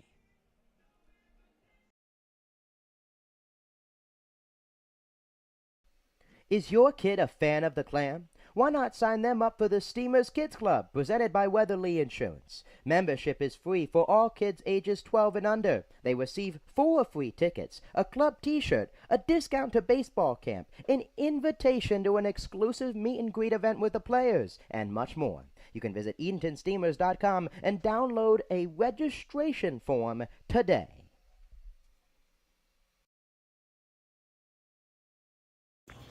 Hi, my name is Ben Balsis, and you're watching Edenton Steamers Baseball on the Edenton Steamers YouTube channel. Thank you, Ben. You're watching Edenton Steamers Baseball on the official home of the Clams, the Edenton Steamers YouTube page. Jacob Smedley, glad to be with you. Game number 23 of the season. After the postponement on Wednesday, the Chowan County Cantaloupe set to take on the Sea Dogs. That makeup date has been to be determined. The Clams back in action. The first game after the All-Star break. The game on Thursday. The day off yesterday. Day off tomorrow before these two teams square off for the second game in back-to-back ball games. The second game of a 3-game homestand for the Clams. They play host to the Wake Forest Fungo for the second time this season on Tuesday before hitting the road against Outer Banks and Wake Forest in the middle of next week. Bottom half of the 7th after the 4-run bottom of the 6th for the Clams where they didn't record a base hit. They lead it 5-1. Roscoe on the hill and facing 3-4-5 Kay, Morris, and Paget. And the first pitch to Kay swung on, blooped in the air to right field. Hensley calls it off at second base, and he makes the catch. 1 pitch, 1 out for Hensley. Some movement around the diamond for the Knights. In left field now is Dylan Bowen as Jake Tone moves to the extra hitter position for the Knights as Chris Morris stands in, and the first pitch to him is outside, 1-0. Morris's first at-bat against the new reliever Roscoe, 1 for 3 so far tonight. He struck out to lead off the 6th before the Clams scored 4 runs, and a big cut and a miss, it's 1-1. Morris, one of those 3 true outcome guys, seeing the power with the home runs, he has 2. The strikeouts has come with it.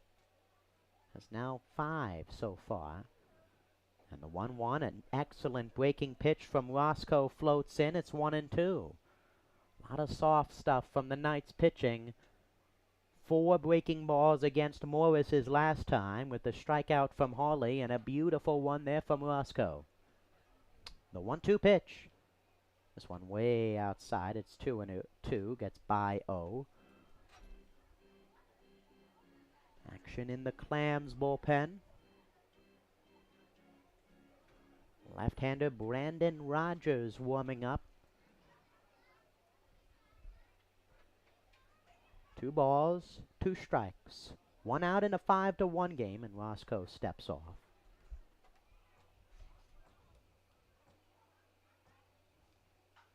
That one swung on, flied in the air to left. Playable for Bowen. He drifts in, and he makes the catch. 2 outs. Bit awkward of a catch there from Bowen. Just stuck out his glove at the last moment and made the catch. And now there's two outs for Drift and Paget, who got hit by a pitch in the bottom of the 6th to lead off the 4-run inning. Stole a bag, advanced to third on a wild pitch, scored on a wild pitch to put the Clams in front 2-1.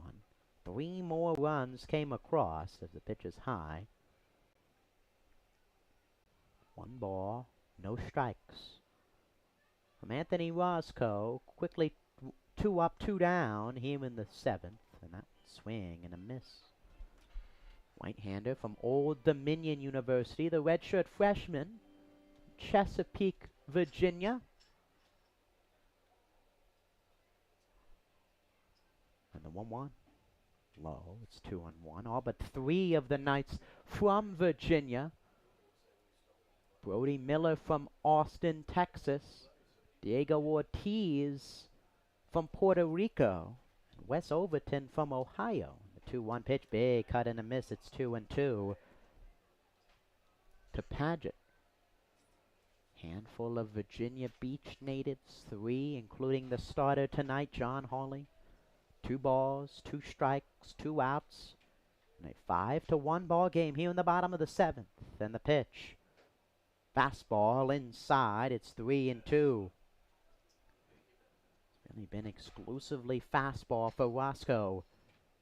Here in the bottom of the 7th inning. 3 balls, 2 strikes. The payoff pitch to Paget. Swing and a miss. He struck him out.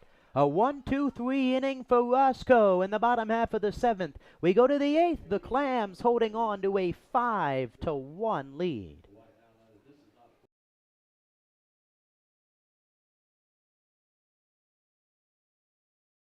The new 2023 Edenton Steamers merchandise has arrived. There are plenty of ways for you to pick up your new Steamers gear. You can visit EdentonSteamers.com and place an order. Stop by Sound Feet and Shoes of Edenton or head to the merchandise trailer located behind the first base dugout at historic Hicks Field. You can also pick up your Trowon County Cantaloupes gear, but only at historic Hicks Field. Thank you for your support and repping your Steamers gear.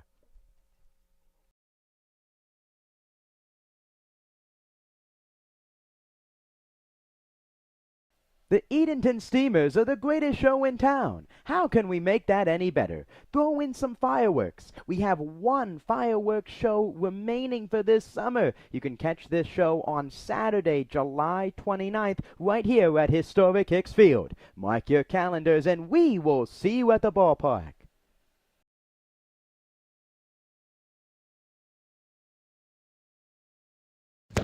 Hey, I'm Ryan Kay. You're watching Steamers Baseball on the Edenton Steamers Baseball YouTube.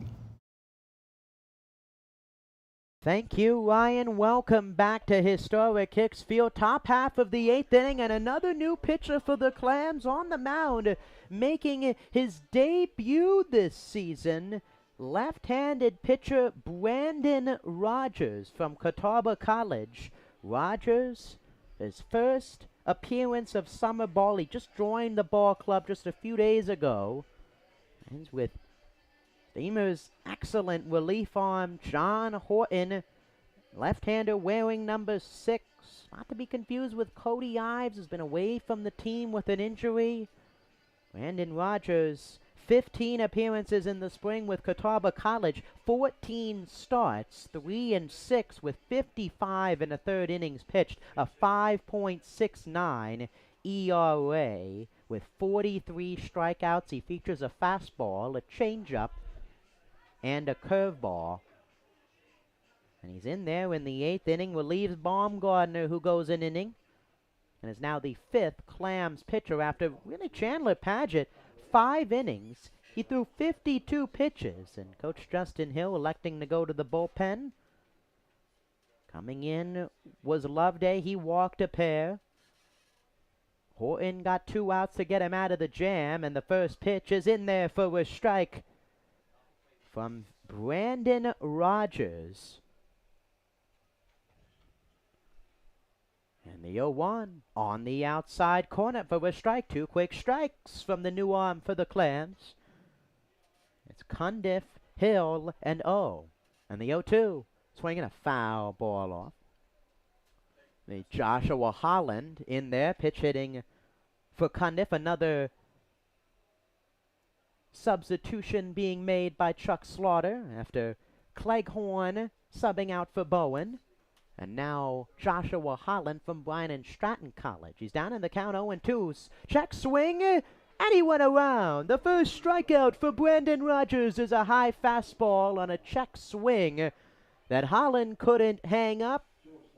And there's one out. 4 straight strikes out of the pen from the lefty from Catawba College. And now the shortstop Jordan Hill stepping to the plate. And the first pitch to Hill is outside. It's 1-0. 1 ball, no strikes. Hill, a walk, a strikeout tonight. And the 1-0 is in there for a strike. 43 strikeouts for Rogers in the spring.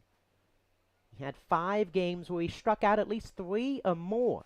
The 1-1 swing and a miss. It's 1-2. That fastball running it up there on the mound from the left-handed arm from Newport News, Virginia. The 1-2 way outside. It's 2-2. Both Rogers and the other new arm, Austin Maxey, natives of Newport News. The 2-2. Fastball way outside. It's now 3-2 in danger of walking Hill, with the catcher Luke O on deck. Here in the top of the 8th in a 5-1 game. The payoff pitch. Swing and a miss. He struck him out. Fastball on the inside half. 2 straight swinging strikeouts for Brandon Rogers in his Clams debut. And there's 2 outs here in the 8th inning for Luke O. The fastball placement exquisite from Rogers on the mound. Inside corner. Really nothing that Hill could have done with that pitch if he made contact. Probably would have been a broken bat if he did. And the first pitch to O. Breaking ball way inside as Rogers stumbles off the mound. Quick, almost Cliff Lee-like delivery out on the hill. Quick movement across his body and slides off to the third base side. He's quickly ready to go in the 1-0. That's high. Again, 15 appearances, 14 starts, only 1 appearance out of the bullpen. He gave up a few runs in that appearance for Catawba. And the 2-0 pitch swung on, fouled off. It's 2-1. 2 balls, 1 strike, 2 outs. Here in the 8th. Clams pitching, only 1 run allowed. 1 earned run in the first on an RBI hit from Jake Tone. The 2-1 swung on, fouled off. It's 2 balls, 2 strikes. Loveday came in the 6th. Got an out, he walked 2. Horton retired the next 2 to get out of the jam. 2 balls, 2 strikes, and the pitch from Rogers. Swing and a miss, he struck him out. 1, 2, 3, he struck out the side. Brandon Rogers in his Clams debut. We go to the bottom of the 8th. The Steamers lead it 5-1.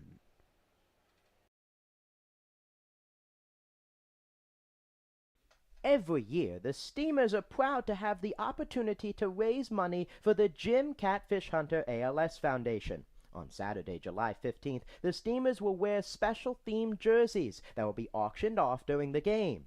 Proceeds will go towards the fight to strike out ALS. Catfish Hunter is an MLB Hall of Fame pitcher that lived just a short distance from historic Hicks Field and was even a host family for the Steamers organization in its inaugural year.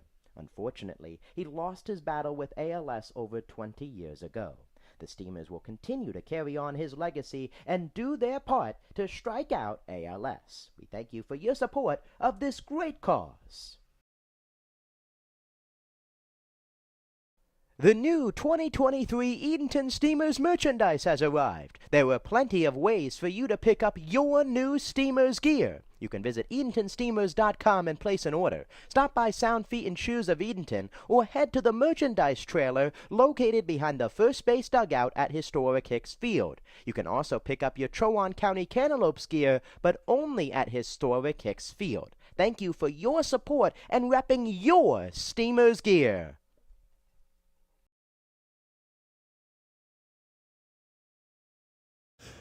Hey, my name is Zane Loveday, and you're watching Edenton Steamers Baseball on the Edenton Steamers YouTube channel. Thank you, Zane. You're watching Edenton Steamers Baseball on the official home of the Clams. Got games, catching up with the Clams as well. And check out the Edenton Steamers on TikTok. Some great videos over there. Recent All-Star one showcasing the stats of the Clams All-Stars. Ryan Kay, Chiomar Santana, Drifton Paget, and the pitchers Horton and Paget. Chandler Paget featured tonight. Paget going the first 5, allowed 1 earned run, the only run of the night for the Knights all the way back in the first. Horton 2 big outs. When the momentum was shifting over to the Knights in the middle innings for the second straight time. Horton coming in getting big outs. Now here we are, bottom of the 8th inning in a 5-1 game. Clams have scored 5 unanswered runs. They scored 1 in the 3rd to tie it. And then 4 runs on 4 walks and 2 errors in the bottom of the 6th to take the lead and extend it. Final bat here in the 8th, potentially for the Clams. Garza, Kirk, and Overitis against Anthony Roscoe. The first pitch to Garza's fouled off. It's 0-1. Going back to Rogers out there. Excellent performance out on the hill. 1, 2, 3, 3 strikeouts. Threw strikes as well.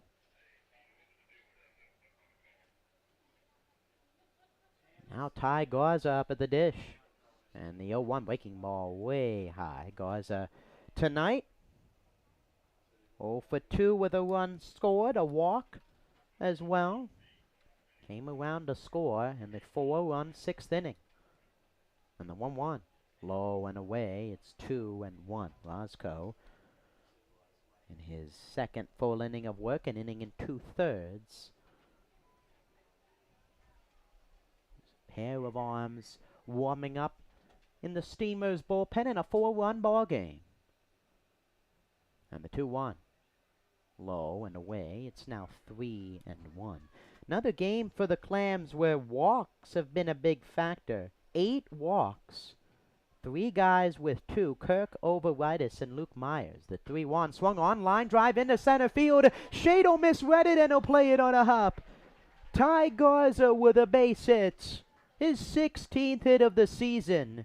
The first hit for the Clams since the 3rd inning. Their 4th hit of the game, and now Gabe Kirk up to the dish.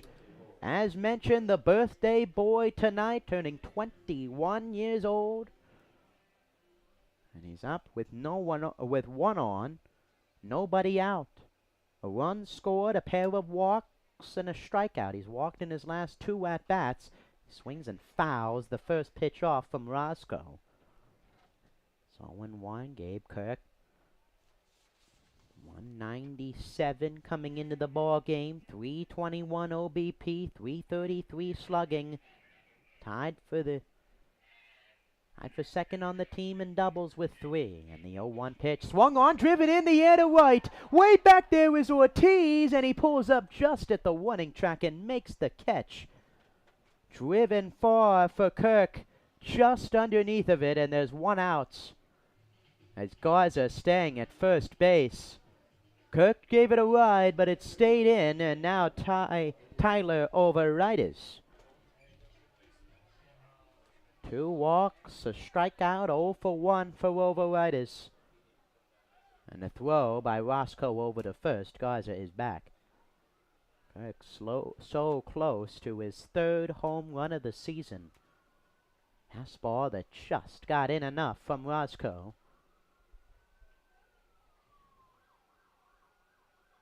And Garza hesitates, goes off, and a foul ball. First base side by Overitis, and it goes out of play. Strike number 1. Off day for the Clams again tomorrow before the teams face off again. Last season, Knights took down the Clams 8-2 on June 8th before the Clams ran off 4 straight wins in the 5 matchups as the 0-1 is outside on the outside corner. It's 0-2. Steamers looking to do the same here this year with 3 matchups remaining, including this one. To the loss on June 8th this year. The 0-2 pitch to Overitis, swung on, popped in the air. Third base side, over and giving it a look and out of play is the third baseman, Joshua Holland. And it remains 0-2.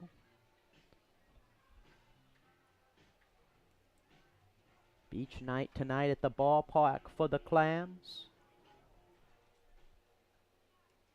One of 11 remaining home games. Buy your tickets at Showtime/Edenton Steamers. Off and running as Garza pitches high. The throw down to second for Mo is not in time. Another pitch high in the zone. Another stolen base for Garza. His second of the ball game. Give him 7 now on the season. Now Tyler Overitis with another opportunity with runners in scoring position. He's 0 for 1 tonight. Garza stops, and a breaking pitch low from Roscoe. It's 2-2. 2 balls, 2 strikes to Overitis. Jackson Ellison, who put the ball in play his last time and got 2 runs out of it on an error in the 4-run 6th inning. And the 2-2. Swung on, driven in the air to right. Ortiz drifting back to the warning track, and he's underneath of it, and he makes the catch. Garza goes back to second base. Another deep fly ball to right. Kirk and Overitis send it far, but into the glove of Diego Ortiz, and now Jackson Ellison stepping up. The right fielder who's 0 for 3, but reached on an error his last time. On a dribbler right in front of the plate. Wild throw from Roscoe. 2 runners scored. And then Ellison came around himself on a stolen base and a wild throw. And the first pitch to him way inside. Oh, has to catch it into the batter's box. And it's 1-0. Ellison, his first start of the year. He was 2 for 2 coming into the game. 0 for 3 tonight with a run scored. The 1-0 pitch, way inside, it's 2-0. 5 total runs for the Clams on 4 total hits. An RBI ground out in the 3rd. A wild pitch in the 6th. And then 2 runs on the error. Another one, Ellison scoring on the wild throw as he takes the 2-0 pitch low. It's now 3-0. Luke Myers on deck. He has a hit and 2 walks. He's reached 3 times. If the inning continues. And the 3-0 from Roscoe. Swung on, grounded softly foul down the first base line. It's 3-1. Ellison, the open stance. Leaves the bat high over his head. Luke O, the catcher, going out to the mound. 13, Drake Tone out there catching. There was a arm warming Bryce Burchett for the Knights. He sat down as it looks like Roscoe to finish the inning. Whole bullpen for the Clams, outstanding out in left field. 3 balls, 1 strike. The mound visit is over. Returning behind the dish is Luke O. Ellison back in there. 3 balls, 1 strike. Garza out at second. A leadoff single to begin the frame. And the pitch. On the outside corner, it's 3-2. Rick Henderson keeping Ellison in the box. 3 balls, 2 strikes, 2 outs, and a 5-1 ball game here in the 8th. And the pitch. Swinging a foul off the mask of O. And it remains 3 balls and 2 strikes.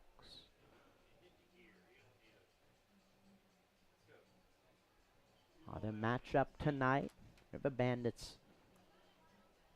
Disco Turkeys. That game rained out. A lot of rain in the area today. None, though, for Edenton. The game plays on.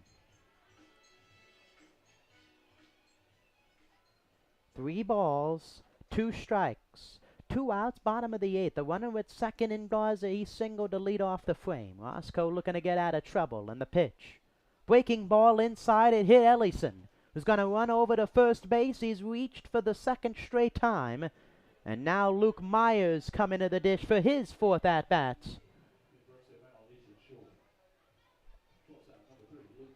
Luke Myers, the shortstop tonight. He's 1 for 1 with 2 walks, a run scored. And he has 2 on with 2 outs here in the 8th as Roscoe steps off. Walking around, Jody Morris out there now for the Knights.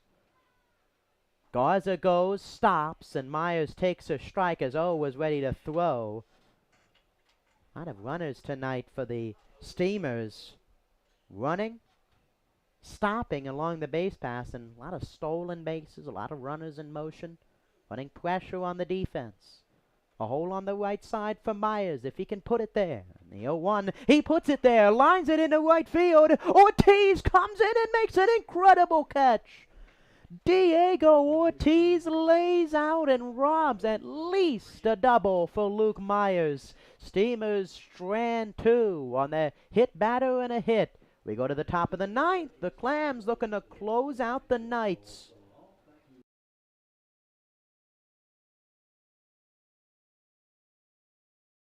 Every year, the Steamers are proud to have the opportunity to raise money for the Jim Catfish Hunter ALS Foundation. On Saturday, July 15th, the Steamers will wear special themed jerseys that will be auctioned off during the game. Proceeds will go towards the fight to strike out ALS. Catfish Hunter is an MLB Hall of Fame pitcher that lived just a short distance from historic Hicks Field and was even a host family for the Steamers organization in its inaugural year. Unfortunately, he lost his battle with ALS over 20 years ago. The Steamers will continue to carry on his legacy and do their part to strike out ALS. We thank you for your support of this great cause.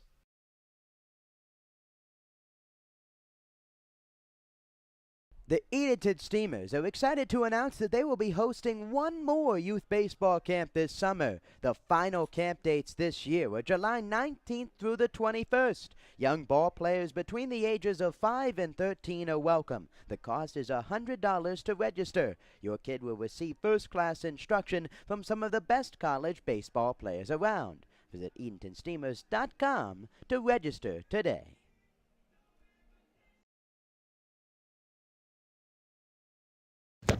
Hey, I'm Ryan Kay. You're watching Steamers Baseball on the Edenton Steamers Baseball YouTube.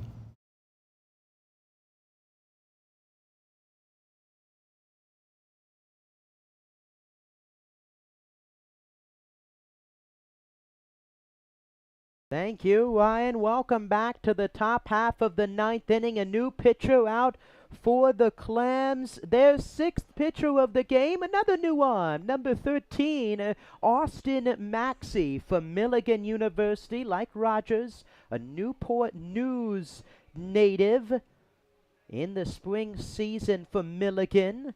14 appearances, 3 games started, 0-5, but 2 saves.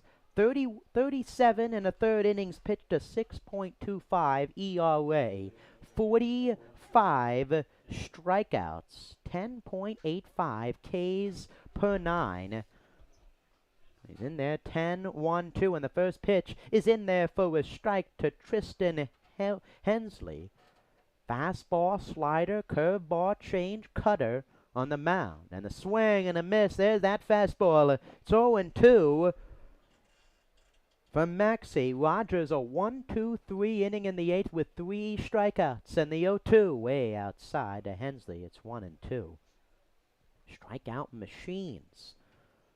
Both Maxey and Rogers showing up today at the ballpark, shaking hands, greeting around, meeting all the players, helping add to an already solid staff as a fastball just missed low and away. Fastball, low to mid-80s, and the 2-2 breaking ball way outside. There's that curveball from Maxey. 3 balls and 2 strikes.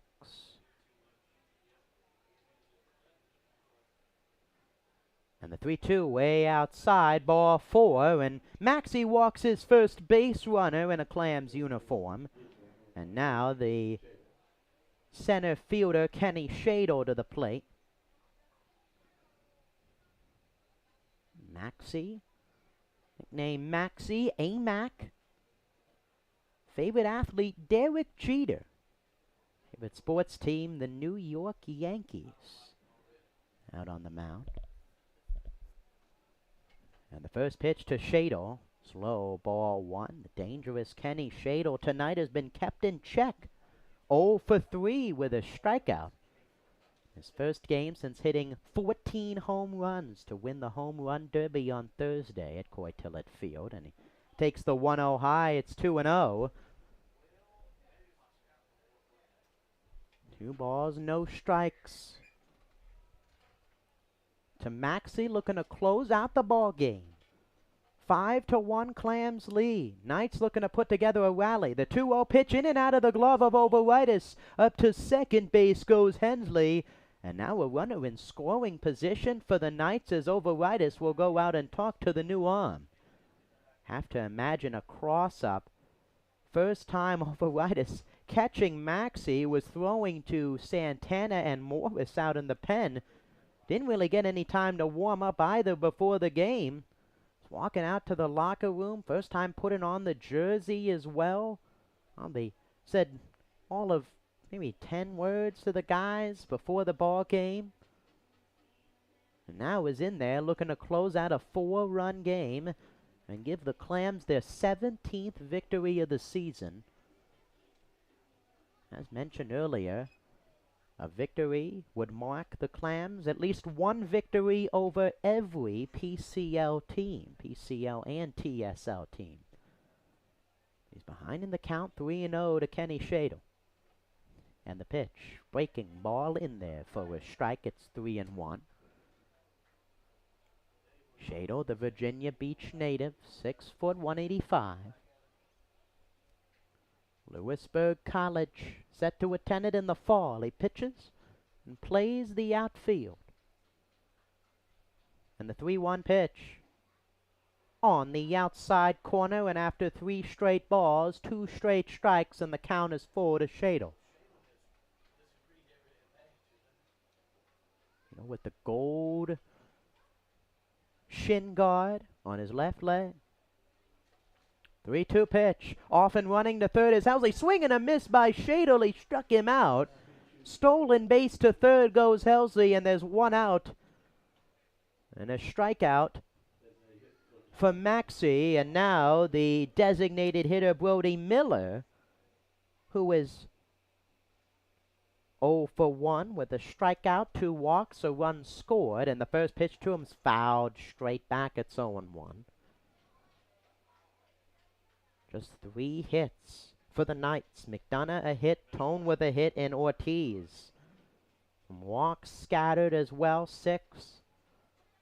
But another excellent performance from Clams pitching. And the 0-1 to Miller. Bounced in the dirt. Overitis keeps it in front as it rolls up the third baseline. There's another wild breaking ball for Maxey. Not as exactly an impressive debut as Rogers, who tossed 3 strikeouts to wrap up the 8th quickly. And the 1-1 to Miller. Low and in, it's 2-1. Austin Maxey wearing number 13, Alden Cottle. Not playing with the team after re-aggravating his hand injury. The 2-1. On the inside corner, it's 2-2. Scott McDonough on deck. 2 balls, 2 strikes, 1 out. And the pitch. Swung on, grounded. Right side and through, a base hit for Miller. In comes Helmsley. He scores the 2nd run of the game for the Knights. An RBI hit for Miller, and it's now a 5-2 ball game with 1 out. Fastball in on the inside corner. Miller shoots it through the right side. It's now 5-2 with the third hitter, Scott McDonough, up. Taking off is Miller, and the first pitch is swung on, fouled off. McDonough 1 for 3. He has a pair of strikeouts tonight. McDonough and Shadle, 2 out of the 4 All-Stars for the Knights. 4 strikeouts combined as Maxey a throw over. Back is Miller on the slide. Top 3 batters for the Knights. 5 out of the 13 strikeouts. And the 0-1 to McDonough is a fastball in there for a strike. It's 0-2. No balls, 2 strikes, 1 out. A walk to Hensley, a wild pitch, a stolen base, and he scores on the Miller single. And the 0-2 is inside, and it hit McDonough. Another 1 out base runner for the Knights, and now the tying run will come to the plate with 1 out. Jake Tone, now the extra hitter, will come to the plate for the Knights with only 1 out recorded. A run across on the hit from Miller. Maxey came into a 5-1 game. He's gotten 1 out on the strikeout to Shadle. A walk to Hensley. A single to Miller. And now a hit batter with 2 strikes to McDonough. And Tone was 1 for 2 with a walk and an RBI. The first pitch inside and high. It's 1-0. No one warming up in the Clams bullpen. Coach Hill entrusting the new arm from Milligan University to get the final 2 outs here. Swing and a miss from Tone. It's 1-1. Usually a spot that the friend of Maxey, John Horton, who recruited him to play, off and going from Miller. Pop fly foul behind home plate. It's 1-2, and Miller will retreat. John Horton, the native of Virginia Beach, Virginia. Maxey and Rogers, Newport News, Virginia natives. Horton 3 saves. Maxey looking to come in and close the door on this ball game. The 1-2 pitch, way outside. Alex Gianniscoli has ventured out to the Clams bullpen. No one has joined him out in the pen. But getting ready in case this game's flips close. That one line down the right field line. A base hit for Tone. Coming around third is Miller. It's all the way in the corner. Miller will score. Into third goes McDonough. Another hit for Jake Tone, his second of the game, and it's now a 5-3 game. Austin Maxey has gotten 1 out on a strikeout and now has allowed a pair of base hits, a walk, and 2 runs across. And Cody Johnson out to the mound. Clams have only lost 1 game so far this season when leading by at least 3 runs. As the mound visit is quickly over to the new right-hander from Milligan University. Loss came against the Clovers almost a week ago on June 29th. The Clams led 5-1 in that ball game. They lost 10-9. They led 5-1 in this game. It's now 5-3 with the tying run and Jake Tone out at second base. And the right fielder Diego Ortiz in there, and he swings and fouls the first pitch off. The 6th pitcher for the Clams, Chandler Paget, the first 5. He gave up 1 run on 3 hits, a walk and 6 strikeouts. The rest of the arms getting clean to the 9th, and the 0-1's big cut and a miss. It's 0-2 on the changeup. And 2 runs on 2 hits and a walk for Austin Maxey here in the 9th. And the 0-2, swinging another foul ball back from Ortiz. 1 for 3 tonight for Diego Ortiz. Orlando, Florida, the native of Puerto Rico. Bryan and Stratton College, the sophomore outfielder, standing 6'4", 170. A base hit will tie the game. And the 0-1 swung on, fly, foul down the first base side. McDonough over at third. Got hit on an 0-2 pitch. And out at second base is Jake Tone with an RBI double. An RBI single by Brody Miller. 2 runs across. And the 0-2 pitch to Ortiz. Swing high. Appeal to first, and no swing for Ortiz. It's 1-2. Fastball command from Maxey here tonight. It's either been right over the middle of the plate, or it's been high and out of the zone. Gianna Scully now warming up in the bullpen. And the 1-2. Ball taken low. It's 2-2. Excellent take by Ortiz. Made a phenomenal diving catch in the 8th to preserve a run. And he's looking to give the Knights a huge hit in the 9th. And the 2-2. Low, ball 3. And the count is now 3-0 to the right fielder Diego Ortiz. With Dylan Bowen standing on deck. 3 balls, 2 strikes, and the pitch. Inside, ball 4, almost hit him. And the bases are loaded with 1 out here in the 9th. Head coach Justin Hill slowly walking around the brick wall in front of the dugout, and now he trots out to the hill. And that looks to be it for the new arm, Austin Maxey, who cannot close the door for the Clams. Alex Gianniscoli sprinting out of the pen with the bases loaded in the 9th. The Clams holding on to a 5-3 lead.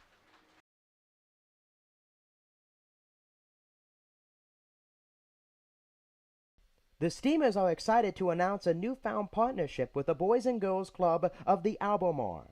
This season will mark our first annual jersey fundraiser for the organization. To coincide with our Chowan County Cantaloupes moniker, we will be wearing special themed jerseys on all home Wednesdays at historic Hicks Field. At our final Wednesday on July 19th, we will be auctioning off the Cantaloupes jerseys. All proceeds will go towards the summer programs that benefit the kids of the Boys and Girls Club of the Albemarle. We would like to extend a huge thank you to RC Theaters Albemarle Movies 8 for their sponsorship and support of the Boys and Girls Club. Thank you for your support of this great cause. Is working with your propane provider a hassle? Then it's time to switch to Faro Gas. For easy and reliable service, Faro Gas offers quick delivery options, nationwide propane supply, online account tools, and a friendly team of professionals, all here to make your life simpler. Get started today with a price quote at ferrogas.com. That's FERRELLGAS.com.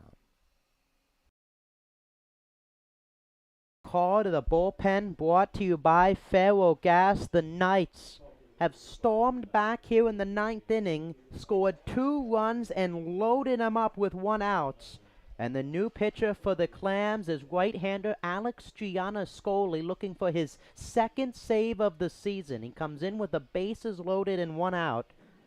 New pitcher Austin Maxey gets 1 out on a strikeout, gives up 2 hits, 2 runs, 2 walks, and is responsible for all 3 base runners on. And now the pitch hitter who came in a few innings ago, number 23, Dylan Bowen, his 2nd at-bat of the ball game. 0 for 1 with a strikeout. And he faces Gianniscoli 3-0 with a .96 ERA. And the first pitch swung on, driven in the air to right. Ellison giving chase, and it will head into the visitors' bullpen. It's 0-1. Gianniscoli's 6th game. After coming late to the team from the University of Lynchburg, won the Division III National Championship as the team's backup closer. He's in here with the bases loaded in the 0-1. On the outside corner, it's 0-2. Tying run out at second base and Tone. He hit an RBI double in the inning. The go-ahead run over at first base. And Diego Ortiz. The 0-2 pitch. Swing and a miss. He struck him out. Breaking pitch from Gianniscoli. Untouchable. And a huge out, number 2. And now another late entrant into the game. Number 26, Joshua Holland, is the final hope for the Knights. And what is a single to tie the game. And the first pitch, excellent stop behind the plate by Overitis on a ball in the dirt. Gianna Scoli, fastball, sinker, curveball, change. 1-0. And the pitch. On the inside corner, it's 1-1. Joshua Holland, a late joiner to the team, number 26 tonight, utility infielder. The 1-1 swung on, fouled, straight back, and he's down to his final strike.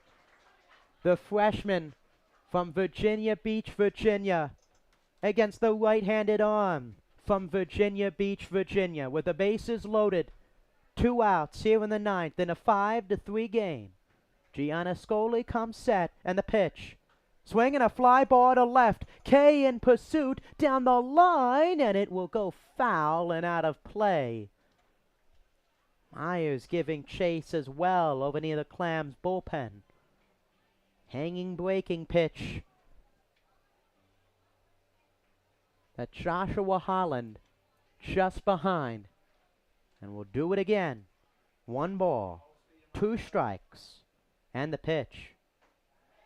On the outside corner, called strike 3, and the ball game is over. Alex Gianna Scoli comes in a bases-loaded jam and closes the door for his second save of the season. It got dicey in the ninth. A few runs scored for the Knights, but the Clams hold on to win it 5-3 on a 4-run 6th inning to close the door. They win their first game against the Knights in 2 matchups and get their 17th win of the season, their 13th victory over the PCL TSL this season. And the Steamers take it by a final score of 5-3. They've won their 4th consecutive ball game and move to 17-6 on the season. The player of the game, Jackson Ellison. A error reaching on an error 2-run scored. A pass ball came around to score on a wild pitch. And also Alex Gianna Scoli, 2 outs with the bases loaded, 2 strikeouts. And the ball game is over. The next telecast will be Monday. These 2 teams will face off again. Knights looking for revenge. The Clams looking to continue their winning streak. I'm Jacob Smedley saying so long and thank you for watching another presentation of Edenton Steamers Baseball on the Edenton Steamers YouTube page.